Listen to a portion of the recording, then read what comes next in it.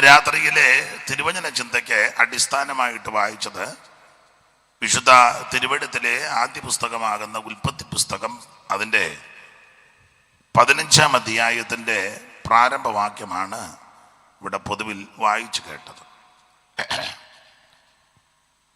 കഴിഞ്ഞ രാത്രികളിലും അവിടുന്ന് അനുവദിക്കുന്ന പക്ഷം നാളെ രാത്രിയിലുമൊക്കെ വളരെ ശക്തരായ ദൈവദാസന്മാരെ അയക്കുകയും ഇനിയും ദൈവം അയക്കുന്നത് ഓർത്തും ദൈവത്തെ സ്തുതിക്കുന്നു. അവരിൽ കൂടി ദേശത്തിന് കൂടപ്പെടുന്നവർക്ക് ആവശ്യമാകുന്ന ആത്മീക സന്ദേശം ദൈവം തരുന്നതോർത്തും ദൈവത്തെ സ്തുതിക്കുന്നു. ഇന്ന് രാത്രിയിലും നമുക്ക് അല്പസമയങ്ങൾ ദൈവത്തിൻ്റെ വചനം ശ്രവിക്കുകയും ധ്യാനിക്കുകയും ചെയ്യാം. ഈ രക്ഷയുടെ സുവിശേഷം ഈ രാത്രിയിലും ഈ ദേശത്ത് വാരി വിതറുവാൻ ദൈവമൊരുക്കുന്ന അവസരത്തിനായിട്ട് സ്തോത്രം. പ്രാരംഭത്തിൽ 1-2 കാര്യങ്ങൾ ഓർപ്പിക്കട്ടെ. മറ്റൊരുത്തനിലും രക്ഷയില്ല. നാം രക്ഷിക്കപ്പെടുവാൻ ഒരേ ഒരു വഴി, ഒരേ ഒരു മാർഗം യേശുക്രിസ്തു മാത്രം. യേശുക്രിസ്തു ഒരു വിഭാഗത്തിൻ്റെ, മതത്തിൻ്റെ, സംഘടനയുടെ, സഭയുടെ ആളല്ല. അവിടുന്ന് മുഴു ലോകത്തിൻ്റെയും ദൈവമാണ്. ഏത് മതത്തിലും കുലത്തിലും കുടുംബത്തിലും നിറത്തിലും നിലവാരത്തിൽപ്പെട്ടവർക്കും യേശുക്രിസ്തുവിനെ രക്ഷിതാവായി സ്വീകരിക്കാം, യേശുക്രിസ്തുവിനെ ആരാധിക്കാം, അംഗീകരിക്കാം. ഓർപ്പിച്ചല്ലോ, ഇത് ഒരു വിഭാഗത്തിൻ്റെ ദൈവമല്ല, അവിടുന്ന് മുഴു ലോകത്തിൻ്റെയും ദൈവമാണ്. കാലാകാലങ്ങളിൽ ഈ കർത്താവിനെ അറിയുവാനും ആരാധിപ്പാനും ഭാഗ്യം സിദ്ധിച്ചവരാണ് ഇന്ന് രാത്രി ഇവിടെ കൂടപ്പെട്ടിരിക്കുന്ന ബഹുമാന്യരായ ദൈവമക്കൾ. എന്താണ് സുവിശേഷം? ആ സുവിശേഷം എന്ന് പറഞ്ഞാൽ അത് ഒരു വ്യക്തിയാ, അത് മറ്റാരുമല്ല, കർത്താവാകുന്ന യേശുക്രിസ്തു. പൗലോസ് വളരെ സ്പഷ്ടമായിട്ട് പറഞ്ഞു, ദാവീദിന്റെ സന്തതിയായി ജനിച്ച് മരിച്ച് ഉയർത്ത യേശുക്രിസ്തു, ആ യേശുക്രിസ്തുവിനെ ഓർത്തുകൊള്ളുവീൻ, അതാകുന്നു സുവിശേഷം. സുവിശേഷം എല്ലാവർക്കും ആവശ്യമാണ്. നല്ല വാർത്തയാ, ഗുഡ് ന്യൂസ്. ഇത് നല്ല വാർത്തയാ. മറ്റു വാർത്തകളെല്ലാം നമ്മുടെ ഹൃദയത്തിനും കാതിനും പ്രയാസവും ഭീകരതയും അസ്വസ്ഥതയും ഉളവാക്കുമ്പോൾ നല്ല വാർത്ത ഒന്നേയുള്ളൂ, അത് സുവിശേഷമാണ്. പത്രത്തിലാണെങ്കിലും മറ്റ് ദൃശ്യ മാധ്യമങ്ങളിൽ കൂടി കേൾക്കുന്ന കാണുന്ന വാർത്തകളെല്ലാം ഭയത്തെ ഉളവാക്കുന്ന, നിരാശ ഉളവാക്കുന്ന വാർത്തയാണ്. ഇതിൻ്റെ നടുവിൽ നല്ല വാർത്ത ഒന്നേ ഉള്ളൂ, അത് സുവിശേഷം. സുവിശേഷം എല്ലാവർക്കും ആവശ്യമാണ്. 49-ാം സങ്കീർത്തനത്തിൻ്റെ പ്രാരംഭവാക്യം ഒന്ന് വായിച്ചാൽ ഉപകാരമായിരിക്കും. ദൈവത്തിന് മഹത്വം.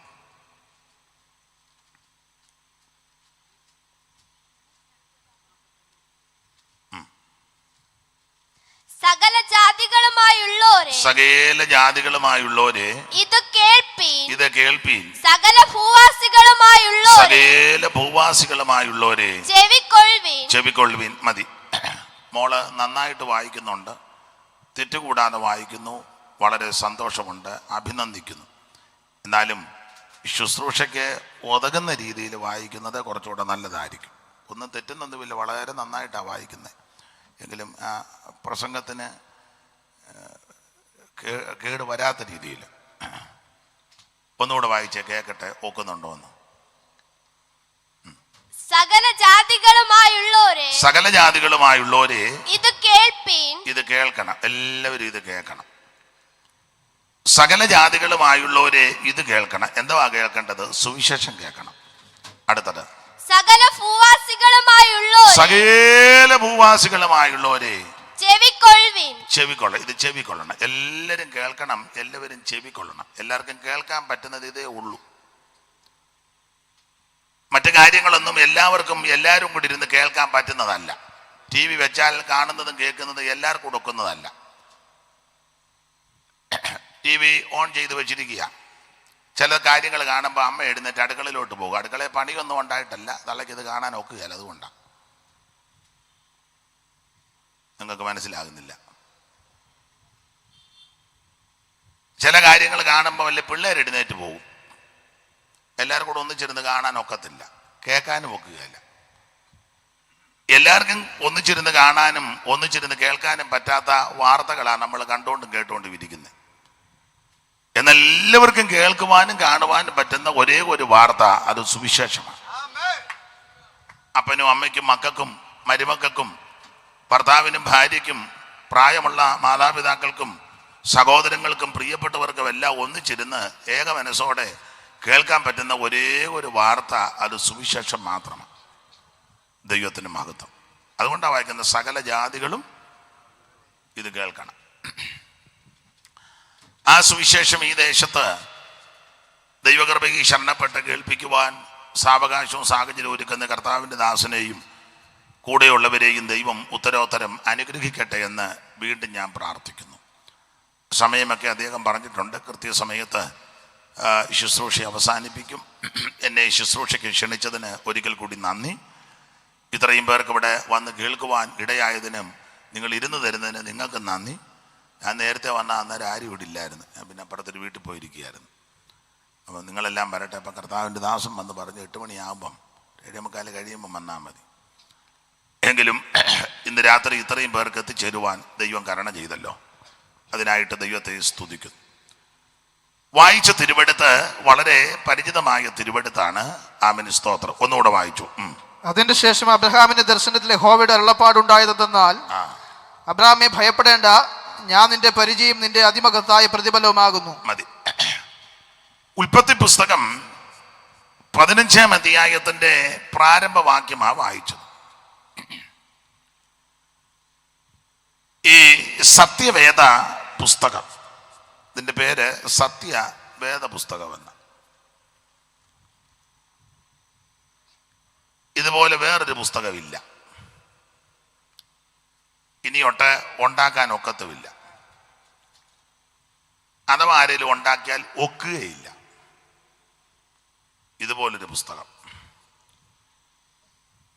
ഇപ്പം ഞങ്ങളുടെ ഇടയിലെ ഉപദേശിമാർക്ക് ഈ പുസ്തകം കൊണ്ടുചെല്ലുന്നത് ഇപ്പം എൻ്റെ നാണക്കേട്, ഔട്ട് ഓഫ് ഫാഷനാണെന്നാ പറയുന്നത്. പിന്നെ എല്ലാവരുടെയും കൈ മറ്റേ കുന്തമായിരിക്കുന്നത് എന്തുവാ, ടാബ്. നിങ്ങളുടെ കയ്യിലെല്ലാം വേദപുസ്തകമാണ്, മോൻ്റെ കയ്യിലും ഇല്ലേ? അതാ നിങ്ങളെ അഭിനന്ദിക്കുന്നു, കുഞ്ഞുങ്ങളെയൊക്കെ അഭിനന്ദിക്കുന്നു. പാട്ട് പാടുന്ന കുഞ്ഞുങ്ങൾ ചിലത് പാടുന്നതല്ലാതെ പുസ്തകമായിട്ടൊന്നും വരികയില്ല. മിക്കതും കാള കളിച്ച് നടക്കുക. നമ്മുടെ കയ്യിലുണ്ടല്ലോ വേദപുസ്തകം. കയ്യിലുണ്ടോ? ആട്ടെ, ബാഗിനകത്താ, എന്നാലും ഉണ്ടല്ലോ. വീഡിയോ എടുക്കുന്നവരുടെ വേദപുസ്തകം ഉണ്ടോ? എന്തിയേ ഈ കുന്തമായിട്ട് വന്നിരിക്കുക വേദപുസ്തകം കൊണ്ടുവരാതെ?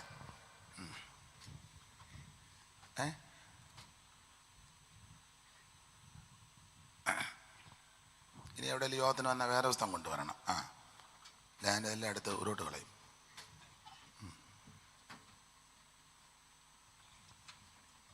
മുഴുവൻ കുരുക്ക.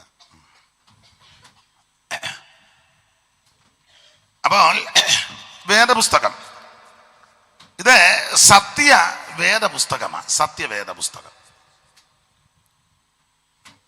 ഇതേ പെരുവക്കേടാ, അപ്പം പൊളിഞ്ഞു പോവോ?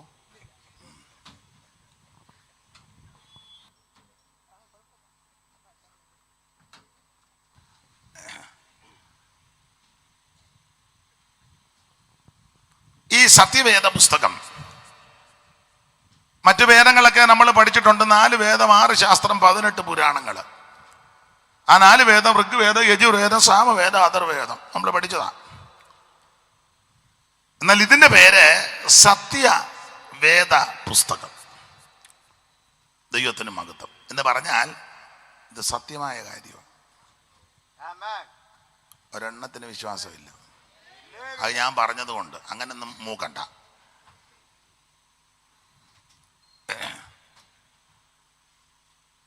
സത്യവേദ പുസ്തകം.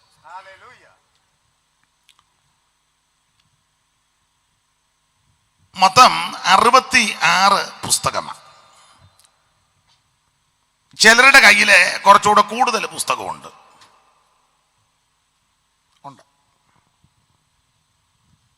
ആരാന്നറിയാമല്ലോ കൂടുതൽ പുസ്തകമുള്ളവർ?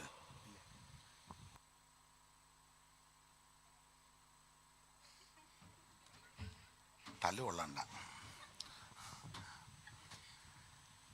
അപ്പൊ ചിലരുടെ കയ്യിൽ കുറച്ച് പുസ്തകം കൂടെ കൂടുതലുണ്ട്. അപ്പൊ നിങ്ങൾ ചിന്തിക്കുക അതാരാന്ന്. അതവര് പോകുന്ന കാണുമ്പോൾ അറിയാം.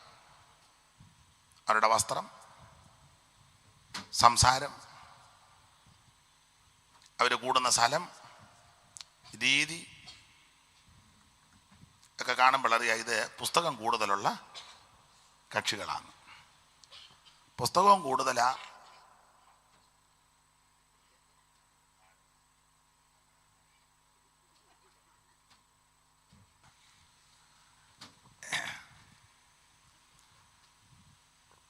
അപ്പോഴേ അങ്ങനെയുള്ള ഈ പുസ്തകം സത്യവേദ പുസ്തകം 66 പുസ്തകം. ദൈവത്തിന് മഹത്വം. അതിലെ ആദ്യ പുസ്തകമാണ് ഉൽപ്പത്തി പുസ്തകം. ഒടുവിലത്തെ പുസ്തകമാണ് വെളിപ്പാട് പുസ്തകം. ചിലര് വെളിപാടെന്ന് പറയാറുണ്ട്. വെളിവില്ല, വെളിപാടല്ല, വെളിപ്പാട് പുസ്തകം. അതെ, ആദ്യത്തെ പുസ്തകം ഉൽപ്പത്തി പുസ്തകം. ഇനി ഒരു കാര്യം പറയാം, ഇത് ദൈവമക്കൾക്ക് ഞാൻ പറയുന്നത് കുറച്ചുകൂടെ ബോധ്യമാകും. ഈ 2 പുസ്തകം പഠിക്കാനും പഠിപ്പിക്കാനും പിശാച് അനുവദിക്കുകയല്ല. ഉൽപ്പത്തി പുസ്തകവും വെളിപ്പാട് പുസ്തകവും പഠിപ്പിക്കാനും പ്രസംഗിക്കാനും പറയാനും കഴിവിന്റെ പരമാവധി അവൻ സമ്മതിക്കുകയല്ല, പിശാച്.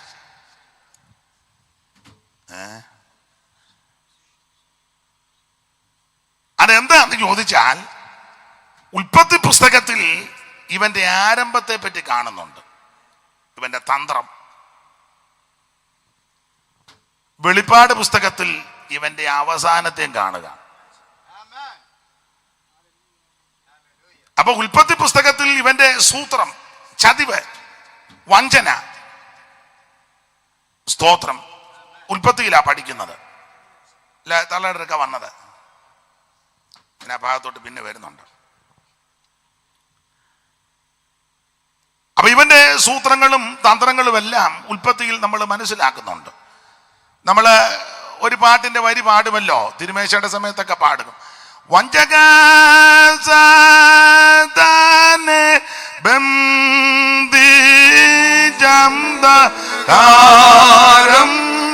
നീക്കുവാൻ, വഞ്ചക സാതാനെ ബന്ധിജംദകാരം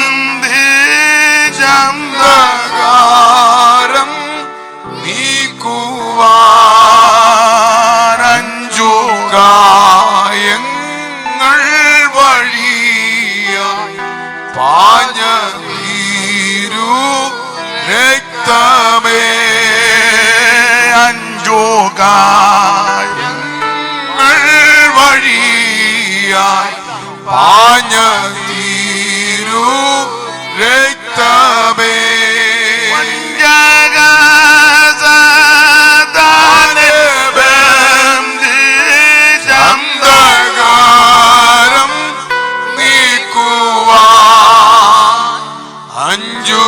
അഞ്ചുകായങ്ങൾ വഴിയായി പാഞ്ഞ തീരു രക്തമേ. കുടിയന്മാര് നിൽക്കുമ്പോഴാ ഞാനിപ്പോ സ്റ്റേജിൽ നിൽക്കുന്നത്. ഉറക്കുന്നില്ല, നോക്കട്ടെ. അപ്പൊ ശ്രദ്ധിക്കുക, ഈ 2 പുസ്തകം പഠിക്കാൻ പഠിപ്പിക്കാൻ പിശാച് അനുവദിക്കത്തില്ല. കാരണം ഉൽപ്പത്തി പുസ്തകത്തിലാണ് ഇവന്റെ സൂത്രം, തന്ത്രം.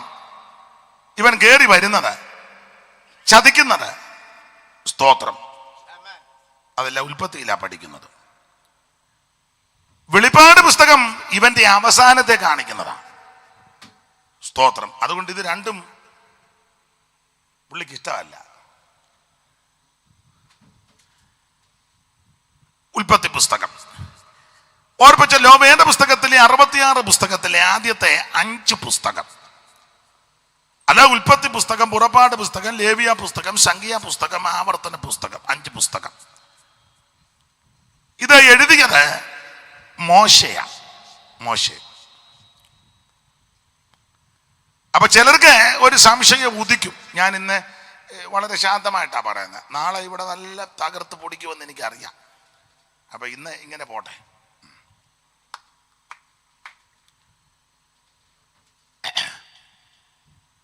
ഈ 5 പുസ്തകം എഴുതിയത് പഴയ നിയമത്തിന്റെ മധ്യസ്ഥൻ എന്ന് പറയപ്പെടുന്ന മോശെ എഴുതിയതാണ് ഈ 5 പുസ്തകം. ആ മോശയ്ക്ക് ദൈവം ഇതെല്ലാം വെളിപ്പെടുത്തി കൊടുത്തു. അപ്പൊ ചിലക്ക് ന്യായമായിട്ടൊരു ചിന്തയുണ്ട്, മോശെ ജനിക്കുന്നതിന് മുമ്പാണല്ലോ ഉൽപ്പത്തി പുസ്തകത്തിലെ വിവരണങ്ങൾ. ഭൂമിയെ ദൈവം രൂപപ്പെടുത്തിയെടുത്തതും മൃഗത്തെ സൃഷ്ടിച്ചതും പർവ്വജാതിയെ സൃഷ്ടിച്ചതും ഈ ഭൂചര ഖേചര വസ്തുക്കളെ മുഴുവൻ സൃഷ്ടിച്ചതും ആദമിനെ ഹവ്വായെയും ദൈവം സൃഷ്ടിച്ചതും ഒക്കെ മോശ ജനിക്കുന്നതിന് എത്രയോ കൊല്ലം മുമ്പാ. അപ്പൊ പിന്നെ പുള്ളി അങ്ങനെ ഇതെല്ലാം അറിഞ്ഞേ? അങ്ങനെ ചിന്തിച്ചിട്ടുണ്ടോ? ആട്ടെ, ഇന്നെങ്കിലും ചിന്തിച്ചല്ലോ, വലിയ കാര്യം. ഇതൊക്കെ ചിന്തിക്കണ്ടേ? ചുമ്മാ ഇങ്ങനെ ആത്മാവിൽ അയച്ചു പോയാൽ മതിയോ?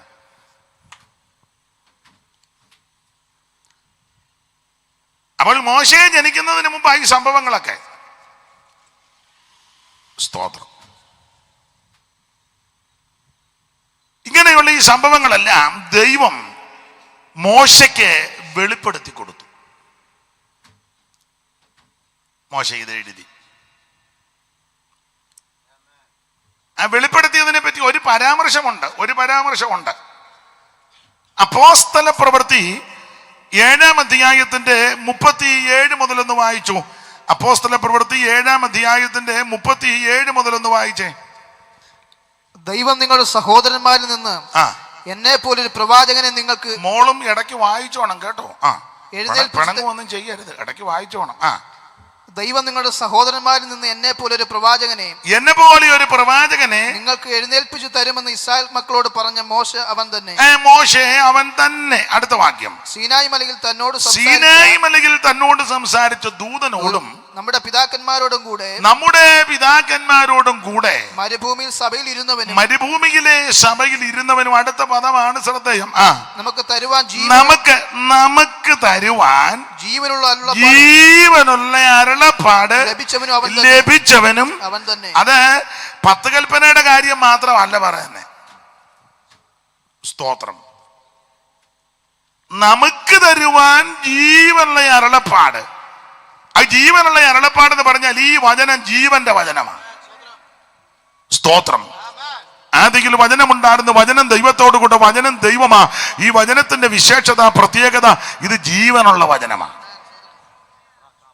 അതുകൊണ്ടാണ് പറഞ്ഞ ജീവനുള്ള അരുളപ്പാട്. അത് മോശയ്ക്ക് ദൈവം വെളിപ്പെടുത്തി കൊടുത്തു. 40 ദിവസമാണ് ദൈവത്തോടുകൂടെ മോശ പർവ്വതത്തിൽ ഇരുന്നത്. നിങ്ങൾ സാധാരണ പഠിക്കുമ്പോൾ മോശ 40 വട്ടം പല ആവർത്തിയിരുന്നു.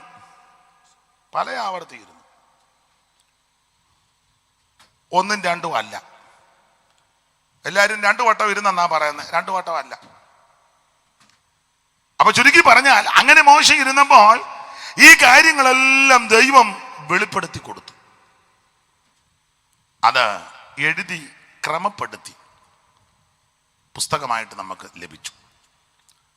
അപ്പൊ പണ്ട് കാലത്തും എഴുത്തുണ്ടായിരുന്നു. നമ്മളവർക്ക് ഈ അടുത്ത കാലത്തായി എഴുത്തല്ല വന്നത്. അല്ല, വടി കൊണ്ടുവന്ന് പറഞ്ഞ് പേരെഴുതിക്കോളാൻ പറഞ്ഞു. അന്നുകൊണ്ട് വടി കൊണ്ടുവന്നില്ലേ? അപ്പൊ പറഞ്ഞ് വടിയിലോട്ട് പേരെഴുതാൻ പറഞ്ഞു. അപ്പൊ എഴുത്തന്നുകൊണ്ട്. അതെ. അപ്പോൾ ഇത് മോശയ്ക്ക് ദൈവം വെളിപ്പെടുത്തി കൊടുത്തു. മോശ ഇത് എഴുതി.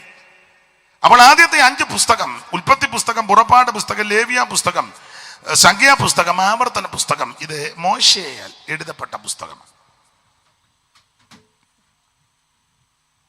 ഈ ഉൽപ്പത്തി പുസ്തകത്തിൽ പറഞ്ഞിരിക്കുന്ന പലതിൻ്റെ അവസാനം വെളിപ്പാട് പുസ്തകത്തിലാണ്. ഏതാണ്ട് 1600 കൊല്ലങ്ങൾ കൊണ്ടായി വേദപുസ്തകം മുഴുവൻ എഴുതി തീർത്തത്. ഏതാണ്ട് 40 എഴുത്തുകാരാൽ എഴുതപ്പെട്ടതാണ് ഈ സത്യവേദ പുസ്തകം. അതിൽ പഴയ നിയമത്തിലെ 39 പുസ്തകവും പുതിയ നിയമത്തിലെ 27 പുസ്തകവും. പഴയ നിയമത്തിലെ 39 പുസ്തകങ്ങൾ ഏതാണ്ട് 32 എഴുത്തുകാരെ കൊണ്ടാ ദൈവം എഴുതിപ്പിച്ചത്. പുതിയ നിയമത്തിലെ 20 അതോടെ പോവാ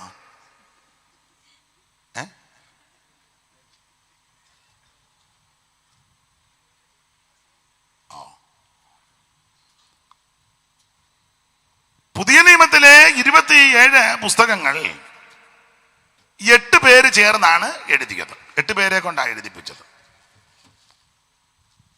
അതിൽ 4 പേര് അപ്പോസ്തലന്മാർ, 4 പേര് അപ്പോസ്തലന്മാരല്ല. ഭാഗമൊക്കെ ഞാൻ സാധാരണ പറയും, നിങ്ങൾക്കും അറിയാം. അതെ, നമ്മൾ അങ്ങനെ ചിന്തിച്ചു പോയാൽ സമയം ഒത്തിരി അതിക്രമിച്ചു പോകും. അപ്പോൾ ആദ്യത്തെ പുസ്തകമാണ് ഉൽപ്പത്തി പുസ്തകം. ഈ ഉൽപ്പത്തി പുസ്തകം നിങ്ങൾ ശ്രദ്ധിച്ചേ, തുടങ്ങുന്നത് ദൈവത്തെ പരാമർശിച്ചോണ്ടാ. വായിച്ചോ, ഒന്നിന്റെ ഒന്ന് വായിക്കും, അറിയുള്ളൂ. മതി. ആദിയിൽ ദൈവം, ദൈവത്തിലാ തുടങ്ങുന്നത്. ദൈവത്തിൽ തുടങ്ങണം. ആദിയിൽ ദൈവം. ഏത് ദൈവം? സത്യദൈവം. ഇപ്പോഴാണ് ഒത്തിരി പേര് ദൈവം കളിക്കുന്നുണ്ട്. തിരുവനന്തപുരം സൈഡിലും ഉണ്ട്, ദൈവം കളിക്കുന്നവരുണ്ട്. ചുമ്മാ ഇരിക്കുമ്പോൾ ഇളക്കം കയറുന്നതാ. അമ്മാമ്മ അങ്ങ് ദൈവം കളിക്കാൻ അമ്മാമ്മ ഉടനെ ദൈവം കളിക്കുക. ചിലരൊക്കെ വരികയും ചെയ്യും, 10 രൂപ തരികയും ചെയ്യും. തള്ളയത് ലാക്കാക്കിയിരിക്കുക. ഈയിടെയും കണ്ടു ദൈവം കളിച്ച 2-3 തള്ളമാര്. ഇനി അതിലൊന്നും ഇറങ്ങിപ്പോരുത് കേട്ടോ, ഇതിലേ പോവും.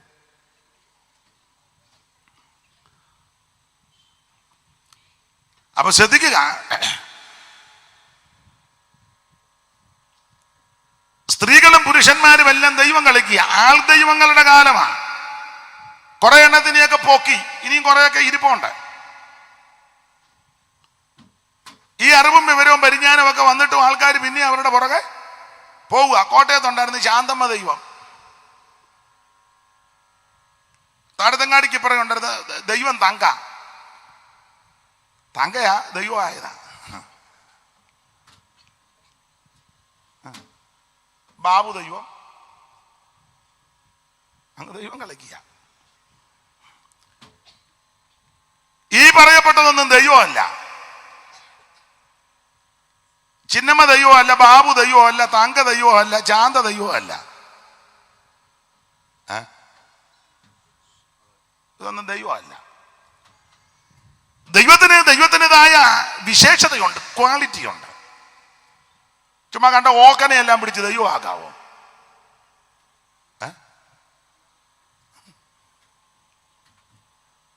ദൈവം സർവശക്തനാ, സർവജ്ഞാനിയാ, സർവവ്യാപിയാ, സർവത്തെയും സൃഷ്ടിച്ചവനാ, സർവത്തെയും നിർമ്മിച്ചവനാ, സർവത്തിന്റെ മേൽ അധികാരമുള്ളവനാ ദൈവം.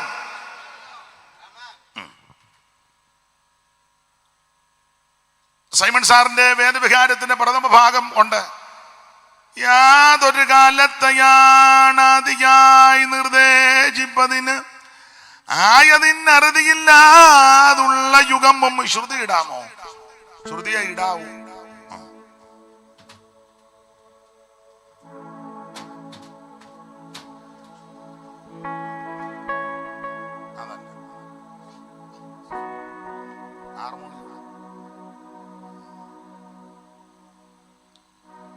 ശബ്ദം താഴ്ത്തി.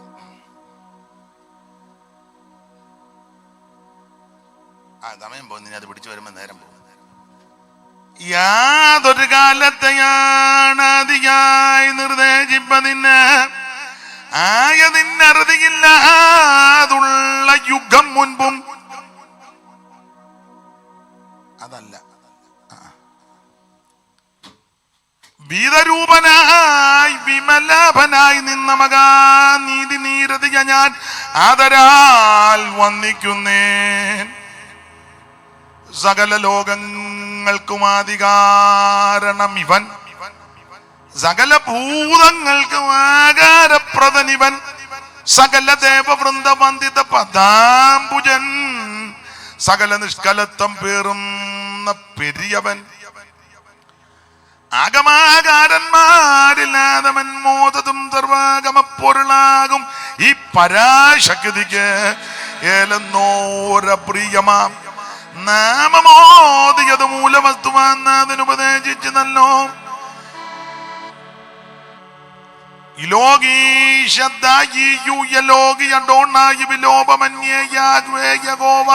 യാഗെന്നെല്ലാം മോശീയ ഗ്രന്ഥങ്ങളിൽ പറഞ്ഞിട്ടുള്ള നാമം ഈ ജനാൽ പ്രകർഷിതമെന്നേ വേണ്ടു. ഗൂഢവിഗ്രഹനായിട്ടെങ്കിലും വർത്തിക്കലും കൂടസ്ഥൻ നിജാശകൻ ആത്മാവെന്നിവ രണ്ടും കാലാനുസാരം പ്രകടീകരിച്ചിടും. പുഷ്പകാലത്ത് കളകണ്ഠം കളകൂചിതം പോലെ വ്യാഖ്യാനിക്കാൻ നേരമില്ല. അപ്പോൾ സർവശക്തനായ ദൈവം, നിത്യനായ ദൈവം, നീതിയുള്ള ദൈവം, ഏകദൈവം, സത്യദൈവം, സാക്ഷാൽ ദൈവം, ജീവനുള്ള ദൈവം. ആ ദൈവത്തെ പറ്റി ആ ഒന്നാം വാക്യത്തിൽ വായിച്ചോ. ഒന്നാം വാക്യം ഒന്നുകൂടെ വായിച്ചോ. ഒന്നാം വാക്യം വായിക്കുമോളെ. ആദിയിൽ ദൈവം, സർവശക്തനായ ദൈവം, നിത്യനായ ദൈവം, ഏകദൈവം, ജീവനുള്ള ദൈവം, സകലത്തെയും സൃഷ്ടിച്ച ദൈവം, നിർമ്മിച്ച ദൈവം, ചമച്ച ദൈവം, പടച്ച ദൈവം. ദൈവത്തിന്റെ മഹത്വം. പഞ്ചഭൂത നിർമ്മാതാവായി വഞ്ചനയില്ലാത്തവനായി, പഞ്ചഭൂത നിർമ്മാതാവായി വഞ്ചനയില്ലാത്തവനായി, പഞ്ചഭൂത നിർമ്മാതാവായി വഞ്ചനയില്ലാത്തവനായി, പഞ്ചഭൂത നിർമ്മാതാവായി വഞ്ചനയില്ലാത്തവനായി, കിഞ്ചിൽ നേരം കൊണ്ടാകില്ല സഞ്ചയങ്ങൾ സൃഷ്ടി ചെയ്തോൻ, കിഞ്ചിൽ നേരം കൊണ്ടാകില്ല സഞ്ചയങ്ങൾ സൃഷ്ടി ചെയ്തോൻ, ഏകസത്യ ദൈവമേയുള്ളൂ ഭൂവാസികളെ, ഏകസത്യ ദൈവമേയുള്ളൂ ഭൂവാസികളെ, ഏകസത്യ ദൈവമേയുള്ളൂ. ഏകസത്യ ദൈവമൊന്ന്, ഏകരക്ഷിതാവുമൊന്ന്, ഏകസത്യ ദൈവമൊന്ന്, ഏകരക്ഷിതാവുമൊന്ന്, ഓ ഏകസത്യ വേദമൊന്ന്, ഏകരക്ഷമാർഗമൊന്ന്, ഏകസത്യ വേദമൊന്ന്, ഏകരക്ഷമാർഗമൊന്ന്, ഏകസത്യ ദൈവമേയുള്ളൂ ഭൂവാസികളെ, ഏകസത്യ ദൈവമേയുള്ളൂ ഭൂവാസികളെ, ഏകസത്യ ദൈവമേയുള്ളൂ. അപ്പൊ ശ്രദ്ധിക്കുക, ഈ കാണുന്ന സകല ജനാജനങ്ങളെ അണ്ടകടാകത്തെയും ബ്രഹ്മാണ്ട കോടിടാണ്ടത്തെയും ഈ കാണുന്ന സകല ഭൂചര ഖേചര വസ്തുക്കളെയും സകലത്തെയും സൃഷ്ടിച്ച ഏകദൈവം, നിത്യദൈവം, സത്യദൈവം, ജീവനുള്ള ദൈവം. ആ ദൈവത്തെ പറ്റി ആ ഒന്നാം വാക്യത്തിൽ തന്നെ ആദിയിൽ ദൈവം. ആ ആദി എന്നുള്ളത് വളരെ പഠിക്കേണ്ട ഭാഗമാ. അതിലോട്ട് ഇപ്പൊ പോകുന്നില്ല. ആദി എന്തിന്റെ ആദിയാന്നുള്ളതാ. സ്തോത്രം.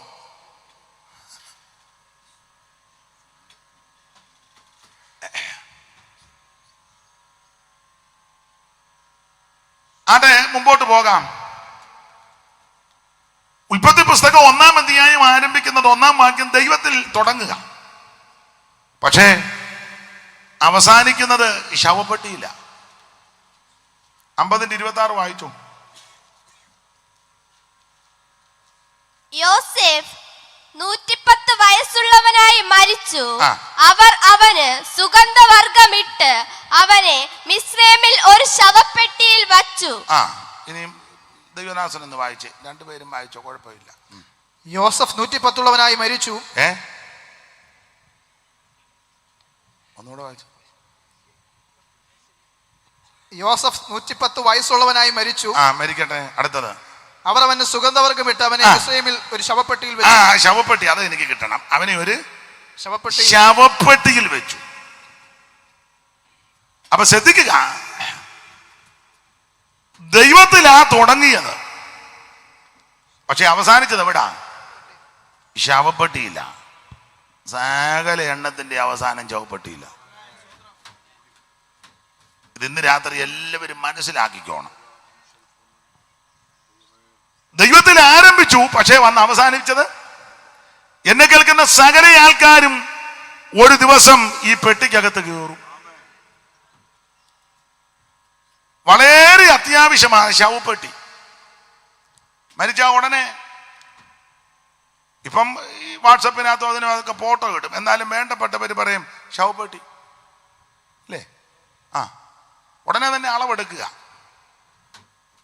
അടുത്തുള്ളിടത്ത് കൊണ്ട് കൊടുക്കുകയും ചെയ്യും. ശവപ്പെട്ടി വളരെ അത്യാവശ്യമായ ശവപ്പെട്ടി. പക്ഷേ അത്യാവശ്യമാണെങ്കിലും ആരും നേരത്തെ മേടിച്ച് വെക്കുകയല്ല. ഇവിടെ ഇരിക്കുന്ന ആരെങ്കിലും ശവപ്പെട്ടി മേടിച്ച് വെച്ചിട്ടുണ്ടോ? ഇല്ല. അതിൻ്റെ കാരണം എല്ലാവർക്കും പേടിയാ. മേടിച്ചോ? മേടിക്കുന്നോ? ഇല്ല. അതൊക്കെ അവർ പരുവത്തിന് മേടിച്ചോ. ഇപ്പോൾ ഒന്നും കുഴപ്പമൊന്നും വരികയല്ല. എല്ലാവർക്കും വളരെ അത്യാവശ്യമായ ശവപ്പെട്ടി വേണ്ടേ? വേണ്ടേ? എന്നെ നേരത്തെ മേടിച്ച് വെക്കാത്ത നമ്മൾ വേറെ എന്തെല്ലാം മേടിച്ച് വെക്കുന്നു. സഹോദരിമാരാന്നെ ഫ്രിഡ്ജ് മേടിച്ച് വെക്കുന്നു, മിക്സി മേടിച്ച് വെക്കുന്നു. അതെല്ലാം അത്യാവശ്യമല്ലേ? അത്യാവശ്യമാണ്. ഗ്രൈൻഡർ മേടിച്ച് വെക്കുന്നു, TV അത്യാവശ്യമാണ്. പക്ഷെ TV-ലും എല്ലാം വളരെ അത്യാവശ്യമാണ്. ശവപ്പെട്ടി ആരും നേരത്തെ മേടിച്ച് വെക്കുന്നില്ല. നേരത്തെ മേടിക്കുകയായിരുന്നേ നമ്മുടെ ഇഷ്ടത്തിന് മേടിക്കുകയും ചെയ്യാം, ഇല്ലേ? ആ കടയിൽ ചെന്ന് പറയാം, ഈ പെട്ടി ഇത് വേണ്ട, എനിക്ക് കണ്ടാത് മതി. നമ്മുടെ ഇഷ്ടത്തിന് മേടിക്കാം. മരിച്ചു കഴിയുമ്പോൾ കൊച്ചുങ്ങളോ വേണ്ടപ്പെട്ടവരാണെങ്കിൽ അങ്ങനെ നമ്മുടെ ഇഷ്ടത്തിനൊന്നും അല്ല മേടിക്കുന്നത്. ഇതിനെപ്പറ്റി ഒരാൾ പറഞ്ഞ, ഉണ്ടാക്കുന്നവന് ഉപയോഗിക്കുന്നില്ല, മേടിക്കുന്നവനും ഉപയോഗിക്കുന്നില്ല, ഉപയോഗിക്കുന്നതിനോട്ട് അറിയുന്നുമില്ല. ശവപ്പെട്ടി. മരണം വരുമൊരു നാൾ ഓർക്കുക മർത്യാനീ കൂടെ പോയി. പാസന്തിനാ ഇത് പാടുന്നെന്നായിരിക്കും തള്ള ചോദിച്ചത്. അതാ ഞാൻ കണ്ടവിടെ നിന്ന് ചോദിക്കുന്നത്, എന്തിനാ ഇത് പാടുന്നത്? അല്ലേ ചാകുമെന്നായി പറഞ്ഞത്. മരണം വരുമൊരു നാൾ ഓർക്കുക മർത്യാനീ കൂടെ പോരും നിൻ ജീവിത ചെയ്തികളും സൽക്കർമ്മങ്ങൾ ചെയ്യുക നീ അലസത കൂടാതെ. മരണം വരും. വളരെ അത്യാവശ്യമായ ശവപ്പെട്ടി ആരും മേടിക്കുന്നില്ല. കാരണം എല്ലാവർക്കും ഭയമാണ്, മരണത്തെ പേടിയാ. എന്നാൽ ദൈവത്തിൽ വിശ്വസിക്കുന്ന, ദൈവത്തെ ആരാധിക്കുന്ന ദൈവമക്കൾക്ക് ഒരു പ്രത്യാശയുണ്ട്. അത് മറ്റൊന്നുമല്ല, ഈ മരണത്തിനപ്പുറം ഒരു ജീവിതമുണ്ട്. ഉണ്ട്. ദൈവത്തിന്റെ മഹത്വം. കർത്താവ് ധനവാന്റെയും ലാസറിന്റെയും ആ കാര്യം പറഞ്ഞപ്പോൾ ആ കാര്യം ഓർപ്പിക്കുന്നുണ്ടല്ലോ. ധനവാനും ലാസറും. ധനവാനെ ഭൂമിയിലായിരുന്നപ്പോൾ നന്നായിട്ട് സുഖിച്ചെന്നാണ് എഴുതിയേക്കുന്നത്. നന്നായിട്ട് സുഖിച്ചു. പക്ഷെ ഒരു ദിവസം മരിക്കും. ഈ ഗ്രൗണ്ടിലിരിക്കുന്ന നിങ്ങളും മരിക്കും, പ്രസംഗിക്കുന്ന ഞാനും മരിക്കും, ഇപ്പോൾ അങ്ങോട്ട് പോകുന്ന കരോള് സംഘമാണ് തോന്നുന്നു, അവരും മരിക്കും. എല്ലാവരും ഇത് കേട്ടേച്ച് പോകും, മരിക്കും. എല്ലാവരും മരിക്കും. മരണം പിടികൂടും. പക്ഷെ മരിക്കുന്നതിന് മുമ്പ് യേശു ക്രിസ്തുവിനെ രക്ഷിതാവായി സ്വീകരിക്കണം. മറ്റൊരുത്തനും രക്ഷയില്ല. നാം രക്ഷിക്കപ്പെടുവാൻ ആകാശത്തിന് കീഴിൽ മനുഷ്യരുടെ ഇടയിൽ നൽകപ്പെട്ട ഒരേ ഒരു നാമം, അത് യേശുവിന്റെ പരിശുദ്ധ നാമമാണ്. എല്ലാവരും മരിക്കും. പ്രസംഗിക്കുന്ന ഞാനും മരിക്കും, കേൾക്കുന്ന നിങ്ങളും മരിക്കും. ദൈവത്തിന് മഹത്വം.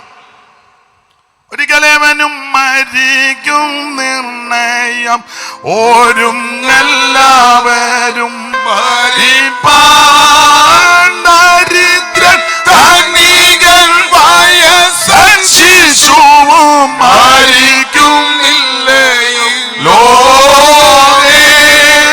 ദരിദ്രൻ ധനികൻ വയസ്സൻ ശിശുവും മരിക്കുന്നില്ലയോ ലോകേ.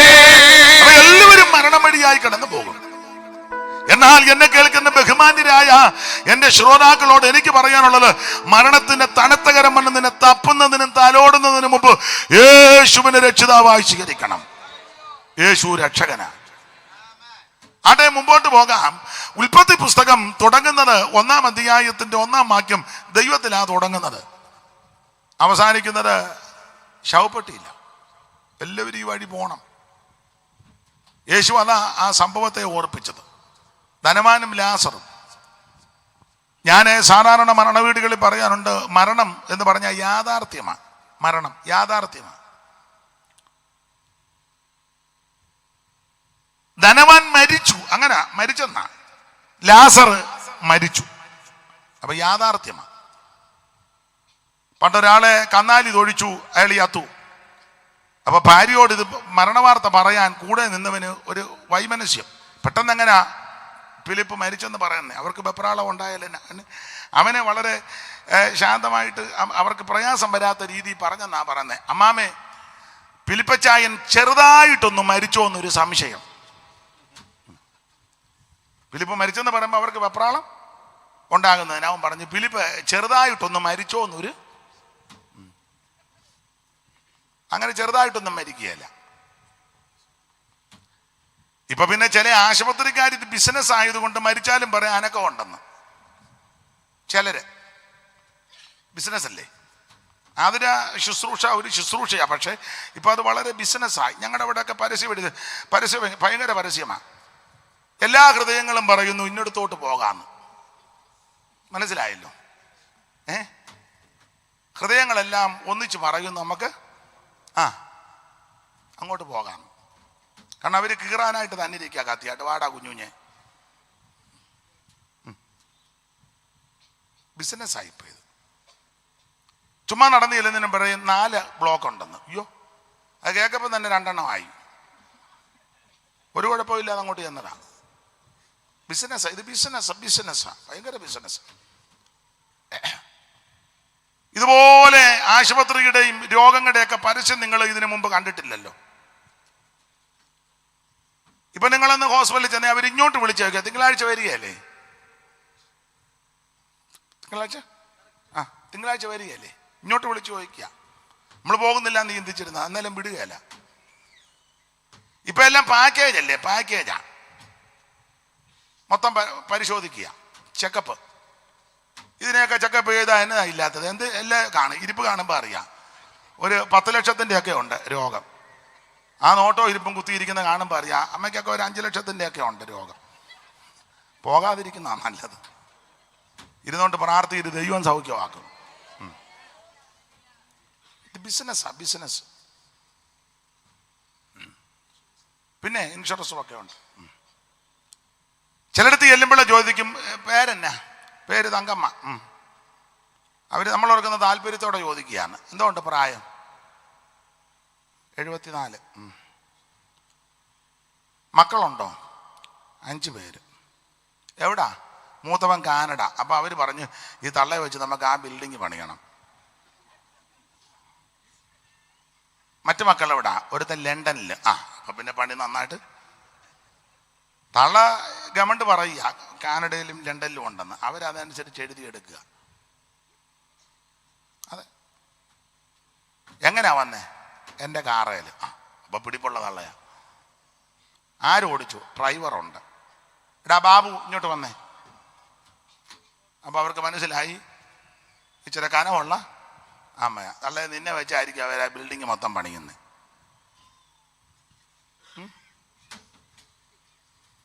ബിസിനസ് അല്ലേ? കൊണ്ടുചെന്നപ്പോഴേ ചിലർ മരിച്ചു. എന്നാലും അവരകത്തോട്ട് കയറി നമ്മളെ അതിലെ പറഞ്ഞ കാണിക്കത്തില്ല. കാണിക്കുകയല്ല, കാണിക്കത്തില്ല. അങ്ങ് കയറ്റി. പിന്നെ എപ്പോഴാണ് കാണിക്കുന്നത്? 4 മണിക്ക് 4നും 5നും ഇടയ്ക്ക് ഒരു 10 മിനിറ്റ് എല്ലാവരെയും കാണിക്കുന്ന കൂട്ടത്തിൽ കാണിക്കും. അത് ആ വിടവി കൂടി ഇങ്ങനെ നോക്കിക്കോണം. ഈ വിടവി കൂടെ നോക്കിയാൽ എന്നാ കാണാൻ? ഉടനെ നമ്മൾ ചോദിക്കും ഡോക്ടറെ എങ്ങനുണ്ട്? ഇന്നലെ വലത്തെ കാലിനെ തള്ളവരല്ലോ ഒന്ന് അനക്കിയെന്ന്. തള്ള ചേർത്തിട്ട് 2 ദിവസമായി. ആരനക്കാനാ? ഉടനെ നമുക്ക് ആട്ടെ വിരലനക്കിയല്ലോ. 2 ദിവസം കഴിഞ്ഞ് ചെല്ലുമ്പോഴേക്ക് ഇപ്പോഴങ്ങനുണ്ട്. ഇപ്പൊ ഇന്നലെ അനക്കിയില്ല, മിക്കവാറും നാളെ അനക്കാൻ സാധ്യത. ബിസിനസ്സായത്. തള്ള മരിച്ചിട്ട് 3 ദിവസമായി. അല്ല ബിസിനസ്സാണ്. അല്ലേ നമ്മളെ കാണിക്കാത്ത. പിന്നെ നമ്മൾ പറയും ഞങ്ങൾ മെഡിക്കൽ കോളേജിൽ കൊണ്ടുപോകാന്ന് പറഞ്ഞു കഴിയുമ്പോൾ പറയും നോക്കട്ടെ. അന്നേരം പറയും 2 മിനിറ്റ് മുമ്പ് ഇറക്കാൻ നേരത്ത് 5 ലക്ഷം രൂപയായി. അല്ലേ? ബിസിനസ്. എല്ലാവരുടെയും കാര്യമല്ലെങ്കിലും മിക്കത് ബിസിനസ്. മരണം ഒരു യാഥാർത്ഥ്യമാണ്. മരിക്കും. ഇവിടെ ഇരിക്കുന്ന എല്ലാവരും മരിക്കും. മരണം ഒരു യാഥാർത്ഥ്യമാണ്. ധനവാൻ മരിച്ചു, ലാസർ മരിച്ചു, അങ്ങനെ തന്നെ എഴുതിയേക്കുന്ന മരിച്ചു. അപ്പൊ മരണം യാഥാർത്ഥ്യം. പിന്നെ ആൾക്കാരുടെ സ്ഥിതി നിലയനുസരിച്ചായി മരിച്ചതിനെ പറ്റി പറയുന്നത്. രാജാക്കന്മാരാണ് പറയാം നാട് നീങ്ങി, നാട് നീങ്ങി. അങ്ങ് ഈ വടക്കൻ തിരുവിതാംകൂറിൽ പറയുന്നത് തീപ്പെട്ടെന്നാ, തീപ്പെട്ടു. സാമൂതിരി തീപ്പെട്ടു. അങ്ങനെ സഭയുടെ ചില മേലധ്യക്ഷന്മാരൊക്കെ പോകുമ്പം പറയുന്നത് കാലം ചെയ്തെന്ന. പണ്ടൊരാൾ പറഞ്ഞ് കാലനായി ഇതെല്ലാം ചെയ്തെന്ന്. ഞാൻ പറഞ്ഞതല്ല, ഇതെല്ലാം കാലനാ. ഇപ്പൊ ചിലർ പോകുമ്പോ കാലം ചെയ്തു.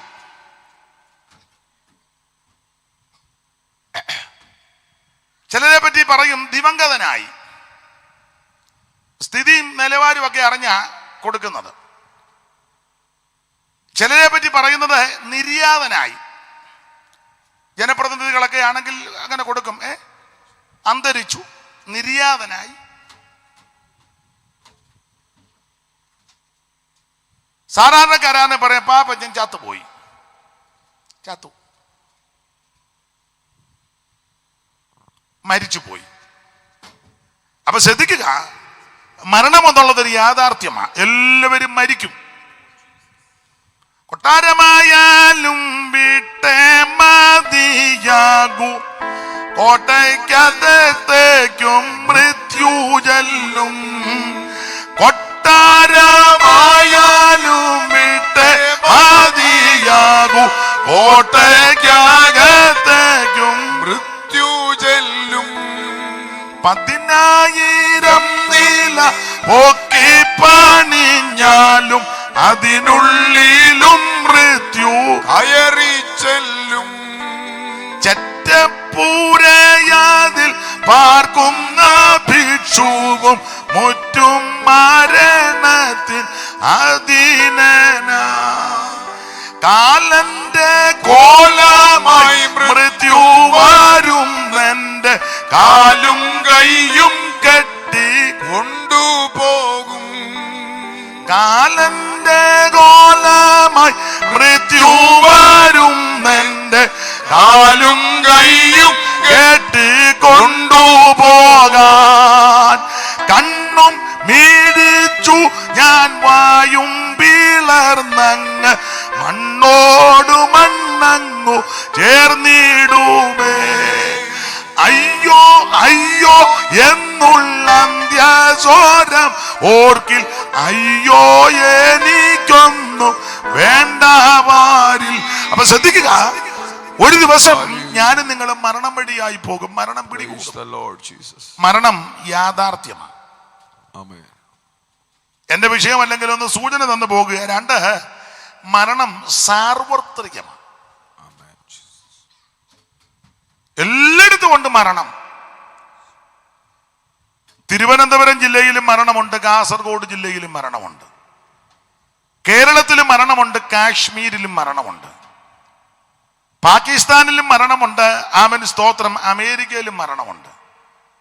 മനുഷ്യൻ എവിടെല്ലാം ഉണ്ടോ അവിടെല്ലാം മരണമുണ്ട്. മരണം സാർവത്രികമാണ്. മരണം യാഥാർത്ഥ്യമാണ്. മാത്രമല്ല, മരണം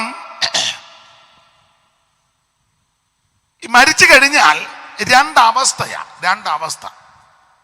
ആ ലൂക്കോസിന്റെ സുവിശേഷത്തിൽ അത് പഠിക്കുന്നുണ്ട്. 2 അവസ്ഥ.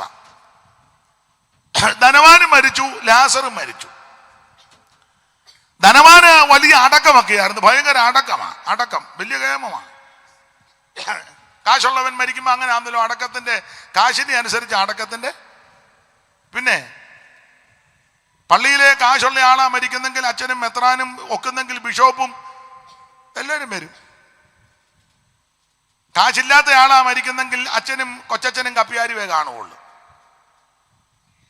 വലിയച്ഛനും കാണുകയല്ല, കൊച്ചച്ഛൻ. അല്ല, നമ്മുടെ ഇടയിലും അങ്ങനെയൊക്കെ തന്നെ. സഭയിലെ പ്രധാനപ്പെട്ട ആളാ മരിക്കുന്നെങ്കിൽ സൂപ്രണ്ട് വരും, അല്ലെ ഓവർസിയർ വരും, പ്രസിഡന്റ് വരും. അവരായിരിക്കും എല്ലാം നിയന്ത്രിക്കുന്നത്. സെൻട്രൽ പാസ്റ്റർമാരുടെ അയ്യരുകളിയായിരിക്കും, ഇഷ്ടംപോലെ കാണും. പിന്നെ അനുശോചനത്തിന്റെ ആറാട്ട. സാധുവായ ഒരുത്തൻ മരിക്കുകയാണെങ്കിൽ ഒരുത്തരും വരികയല്ല. ലോക്കൽ പാസ്റ്റോട് പറയും ബേവിച്ചൻ അങ്ങ് അടയ്ക്കുക, അതിനുള്ളതേ ഉള്ളെന്ന്. എല്ലായിടത്തും അതൊക്കെ തന്നെ. പണ്ട് സഭയിലെ കാശുള്ള അവറാച്ചന്റെ അമ്മ മരിച്ചു, മറിയാമ്മ. എല്ലാവരും വന്നു, അച്ഛന്മാരും മെത്രാന്മാരും എല്ലാം വന്നു. നിന്നങ്ങ് ചൊല്ലുക. പുറകെ അതിന് പുസ്തകം കൊടുക്കുക, ചൊല്ലി തീരുക, നിന്നങ്ങ് ചൊല്ലുക. ഓരോ ഗ്രൂപ്പ് വന്ന് അങ്ങ് ചൊല്ലുക. പാമ്പാക്കുടയുടെ വരെ ചൊല്ലി, പാമ്പാക്കുട മുഴുവൻ ചൊല്ലിയിട്ട് തീരുന്നുമില്ല. അതിന് കപ്പിയാരതിൻ്റെ കാര്യങ്ങളെല്ലാം ചെയ്യുക. സന്ധ്യയായി, ചൊല്ലി തീർന്നപ്പം അടക്കി. ചില നാൾ കഴിഞ്ഞപ്പോൾ കപ്പിയാരുടെ അമ്മ മരിച്ചു. ചൊല്ലാൻ അധികം ആളില്ല, അച്ഛൻ മാത്രമേ ഉള്ളായിരുന്നു. ഒരു നാൾ പോലും ചൊല്ലിയില്ല, പെട്ടെന്ന് അങ്ങ് അടക്കി. രാത്രിയിൽ പള്ളിമേടെ വന്നപ്പം കഞ്ഞുകൂടി കഴിഞ്ഞ് അച്ഛൻ കട്ടിലേ കിടക്കുന്ന, കപ്പിയാർ താഴെ കിടക്കുക. താഴെ കിടന്നുകൊണ്ട് കപ്പിയാർ ചോദിച്ചു, എന്നാലും എൻ്റെ അച്ഛോ ഇങ്ങനെ ചെയ്യരുത്. അപ്പം അച്ഛൻ ചോദിച്ചു, എന്നാടാ കുഞ്ഞുഞ്ഞെ? എന്നാലും വലിയ വീട്ടിലെ അവറാച്ചൻ്റെ അമ്മ മറിയാമ്മ കൊച്ചമ്മ മരിച്ചപ്പം കണ്ടമാനം നിങ്ങളെല്ലാം ചൊല്ലി, പാമ്പാക്കുടയുടെ വരെ ചൊല്ലിയല്ലോ. ഞാനല്ലേ എല്ലായിടത്തും എടുത്ത് പുസ്തകം തന്നെ. എന്നാൽ എൻ്റെ അമ്മ മരിച്ചപ്പം ഒരു താള് പോലും ചൊല്ലിയില്ല, പെട്ടെന്ന് അടക്കുകയും ചെയ്തല്ലോ. ഇങ്ങനെയൊന്നും ചെയ്യരുത്. ഉടനെ അച്ഛൻ കട്ടിലേ കടന്ന് കൊടുങ്കൈ കുത്തിക്കൊണ്ട് പറഞ്ഞടാ കുഞ്ഞുഞ്ഞെ, നിന്റെ അമ്മ എന്ത് നല്ലൊരമ്മയാ. ഇതുപോലെ സാധുവായൊരു സ്ത്രീ, അനുകമ്പയുള്ള സ്ത്രീ, നല്ല സ്ത്രീ, അതുകൊണ്ട് നല്ലൊരമ്മയാണ് നിന്റെ അമ്മ ഏലിക്കുട്ടി. ഒത്തിരി ഒന്നും ചൊല്ലണ്ടടാ, പെട്ടെന്ന് പൊക്കോളൂ. വലിയ വീട്ടിലെ അവറാച്ചന്റെ മറിയാമ്മ കൈ അറുത്ത ഉപ്പ് തേക്കാത്ത കാഞ്ഞ തള്ളയാടാ. ഞങ്ങൾ പാമ്പാക്കുടയുടെ വരെ ചൊല്ലിയിട്ട് തിരിച്ചു പോയപ്പോൾ എല്ലാവരും പറഞ്ഞ് പോയിട്ടില്ലെന്നാ പറഞ്ഞ്. മെത്രാൻ പറഞ്ഞു പോകാൻ സാധ്യത കുറവാണ്. നിങ്ങൾക്ക് മനസ്സിലായി കാണും. എല്ലായിടത്തും ഇതൊക്കെ തന്നെ. ദൈവത്തിന് മഹത്വം. അപ്പൊ ധനവാൻ മരിച്ചു. ധനവാൻ മരിച്ചപ്പം ഭയങ്കര അടക്കം. അങ്ങനല്ലേ എഴുതിയേക്കുന്നത്? വായിച്ച് എടുത്തു വെച്ചല്ലോ, വായിക്കേ. ധനവാനായ ഒരു മനുഷ്യൻ, അല്ല ഈ കണ്ണിക മുതൽ അങ്ങ് വായിച്ചു. അപ്പൊ എല്ലാരും കേൾക്കട്ടെ, ഇതിനകത്തുള്ള കാര്യമാണ്. ധനവാനായ ഒരു മനുഷ്യൻ ഉണ്ടായിരുന്നു. കഥയല്ല കേട്ടോ, അവൻ ധൂമ്രവസ്ത്രം, കഥയല്ല, ഉപമയല്ല, കെട്ടുകഥയല്ല, ഉണ്ടായിരുന്നെന്നാ. യേശു ആ പറഞ്ഞത്. യേശു നമ്മളെ പോലെ കള്ളമൊന്നും പറയുകയല്ല. നമ്മൾ അവസരം വരുമ്പോ കള്ളമല്ല, കള്ളം പറയും. പിന്നെ സാക്ഷ്യത്തിനൊക്കെ ചെല്ലു കള്ളം പറയുന്നത് കേട്ടിട്ടില്ലേ? ഒരുത്തൻ പണ്ട് സാക്ഷി പറഞ്ഞു, ഒരാൾ സാക്ഷി പറഞ്ഞതാ, എൻ്റെ ശരീരത്തിൽ നിന്ന് 60 ലിറ്റർ പഴുപ്പെടുത്തെന്ന്. 60 ലിറ്റർ മൈക്ക് കിട്ടിയപ്പോൾ ഇളക്കം കയറിയതാ. അപ്പോൾ ഒരാൾ ചോദിച്ചാൽ അതിനെ ടാങ്കർ ലോറിക്കകത്ത് കൊണ്ടുവരുന്നതാണോ എന്ന്. ചുമ്മാ വായി വരുന്ന വിളിച്ചു പോവും. 60 ലിറ്റർ. പിന്നെ യേശു കള്ളമൊന്നും പറയുകയല്ല. അവിടുത്തെ വാക്ക് ഊവൊന്നും ഇല്ലില്ലെന്നുമാ. യേശു പറഞ്ഞത് ഇത് ഉണ്ടായിരുന്നെന്നാ, കഥയല്ല, ഉപമയല്ല, നടന്ന സംഭവമാ. ധനവാനായൊരു മനുഷ്യനുണ്ടായിരുന്നു. വായിര്. അവൻ ധൂമ്രവസ്ത്രവും പട്ടും ധരിച്ച്, ധൂമ്രവസ്ത്രവും പട്ടും ധരിച്ച് ദിനംപ്രതി ആഡംബരത്തോട്, എല്ലാ ദിവസവും വളരെ ആഡംബരത്തോടെ സുഖിച്ചുകൊണ്ടിരുന്നു. ഇങ്ങനെ സുഖിച്ചുകൊണ്ടിരിക്കുക. സുഖിക്കുന്നവരെല്ലാം ശ്രദ്ധിച്ചോ. സുഖമായി വാഴാമെന്ന് നിനച്ചിടേണ്ട, സുഖിക്കുവാനുള്ള സ്ഥലം ഇവിടെയല്ല. സുഖമായി വാഴാമെന്ന് നിനച്ചിടേണ്ട, സുഖിക്കുവാനുള്ള സ്ഥലം ഇവിടെയല്ല. സുഖിച്ചോണ്ടിരുന്നു. ലാസർ എന്ന പേരുള്ള ഒരു ദരിദ്രൻ, ലാസർ എന്ന പേരുള്ള ഒരു ദരിദ്രൻ, വ്രണം നിറഞ്ഞവനായി, വ്രണമൊക്കെ നിറഞ്ഞവനായി അവന്റെ പടിപ്പുരയ്ക്കൽ കിടന്നു. അവന്റെ പടിപ്പുരയ്ക്കൽ കടന്നു. ധനവാന്റെ മേശയിൽ നിന്ന് വീഴുന്നത് തിന്ന്, ധനവാന്റെ മേശയിൽ നിന്ന് വീഴുന്നത് തിന്ന് വിശപ്പടക്കുവാൻ ആഗ്രഹിച്ചെന്നാ, വിശപ്പടക്കാൻ ആഗ്രഹിച്ചു.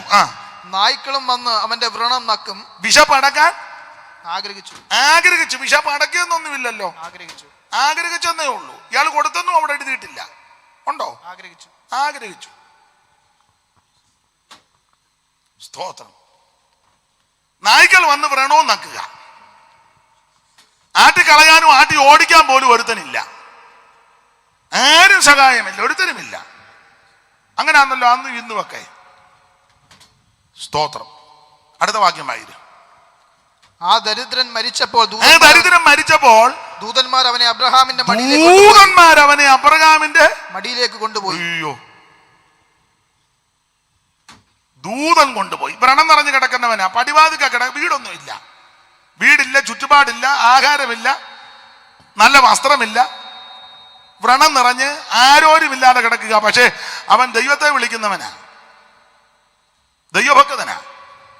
അപ്പൊ ഇടയ്ക്ക് പറയാം, ദൈവഭക്തന്മാരാകുന്ന പലർക്കും ഇങ്ങനെയുള്ള അനുഭവങ്ങൾ ഉണ്ടാകും കേട്ടോ. അല്ല, ദൈവത്തെ വിളിക്കുന്നവനെല്ലാം അംബാനിയെ പോലെ ആക്കുകയല്ല. ഇപ്പൊ അങ്ങനത്തെ ഉപദേശമാണ് പറയുന്നത്. നീ സൈക്കിളെ വന്നാൽ മതി, ജോർജിയ കാറേ നിനക്ക് തിരിച്ച്. പിന്നെ അതിന് ടൊയോട്ടയുടെ കമ്പനിയിലാണോ യോഗം നടക്കുന്നത്?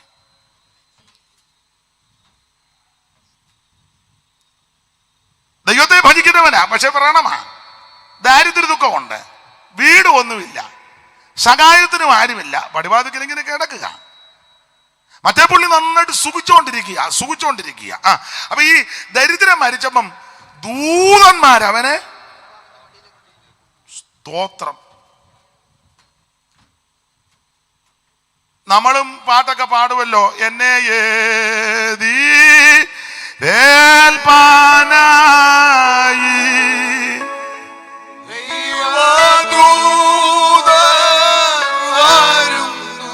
അമ്മേ പാടമേ, ജാഗത്തൊന്നുമില്ല, അഥവാ ചത്താലും ദൂതം വരുമല്ലോ.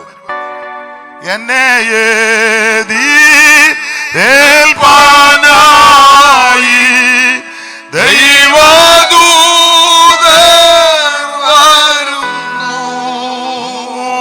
വേണ്ടും പോലെ യാത്രയ്ക്കായി ദൂശക്തി. അപ്പോൾ ഇവനെ ദൂതന്മാരെ അബ്രഹാമിന്റെ മടിയിലോട്ട് കൊണ്ടുപോവുക. ദൈവത്തിന്റെ മഹത്വം. അടുത്ത വാക്യം വായിക്കും. ധനവാനും മരിച്ച് അടക്കപ്പെട്ടു. പുള്ളി മരിച്ചു. പാതാളത്തോ യാതന. ഞാൻ ഇങ്ങനെ പറഞ്ഞേ, ധനവാൻ മരിച്ചു, ഇങ്ങനെ പെട്ടു, അങ്ങനെ എഴുതിയേക്കുന്നത്. മരിച്ചടക്കപ്പെട്ടു. പെട്ടു. സുഖിച്ചപ്പോഴൊന്നും പുള്ളി ഓർത്തില്ല ഇങ്ങനെ പെടുവന്ന്.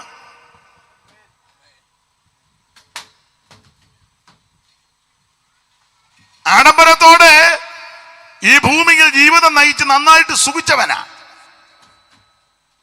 ബിസ്കിയും ബ്രാൻഡിയൊക്കെ അടിച്ച് സുഖിച്ച് ആഴാന്ന് ചോദിച്ചത്.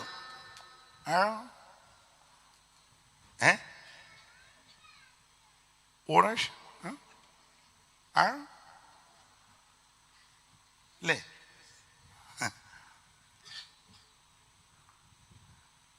നീ പെടും കേട്ടോ. ഇപ്പൊ നീ ആറുകയാന്നൊക്കെ ചോദിച്ച് മുണ്ടുമൊക്കെ മടക്കി കുത്തി ആ പൊടിമീശി ഒന്ന് പിരിച്ച ഒരു കാലുമൊക്കെ മുന്നോട്ട് ആഴ സൂക്ഷം നീ പെടും.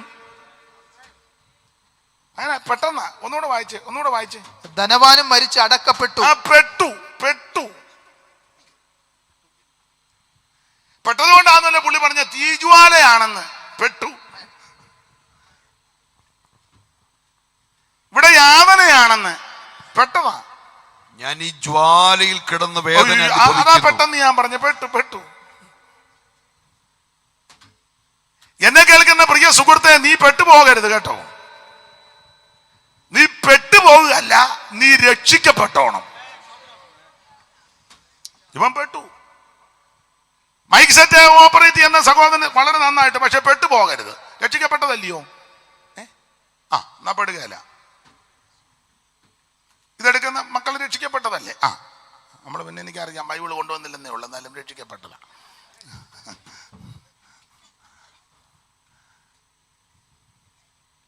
ഇവൻ പെട്ടെന്ന് പറയാൻ കാര്യം, ഒന്ന് തീജ്വാല, രണ്ട് യാതന.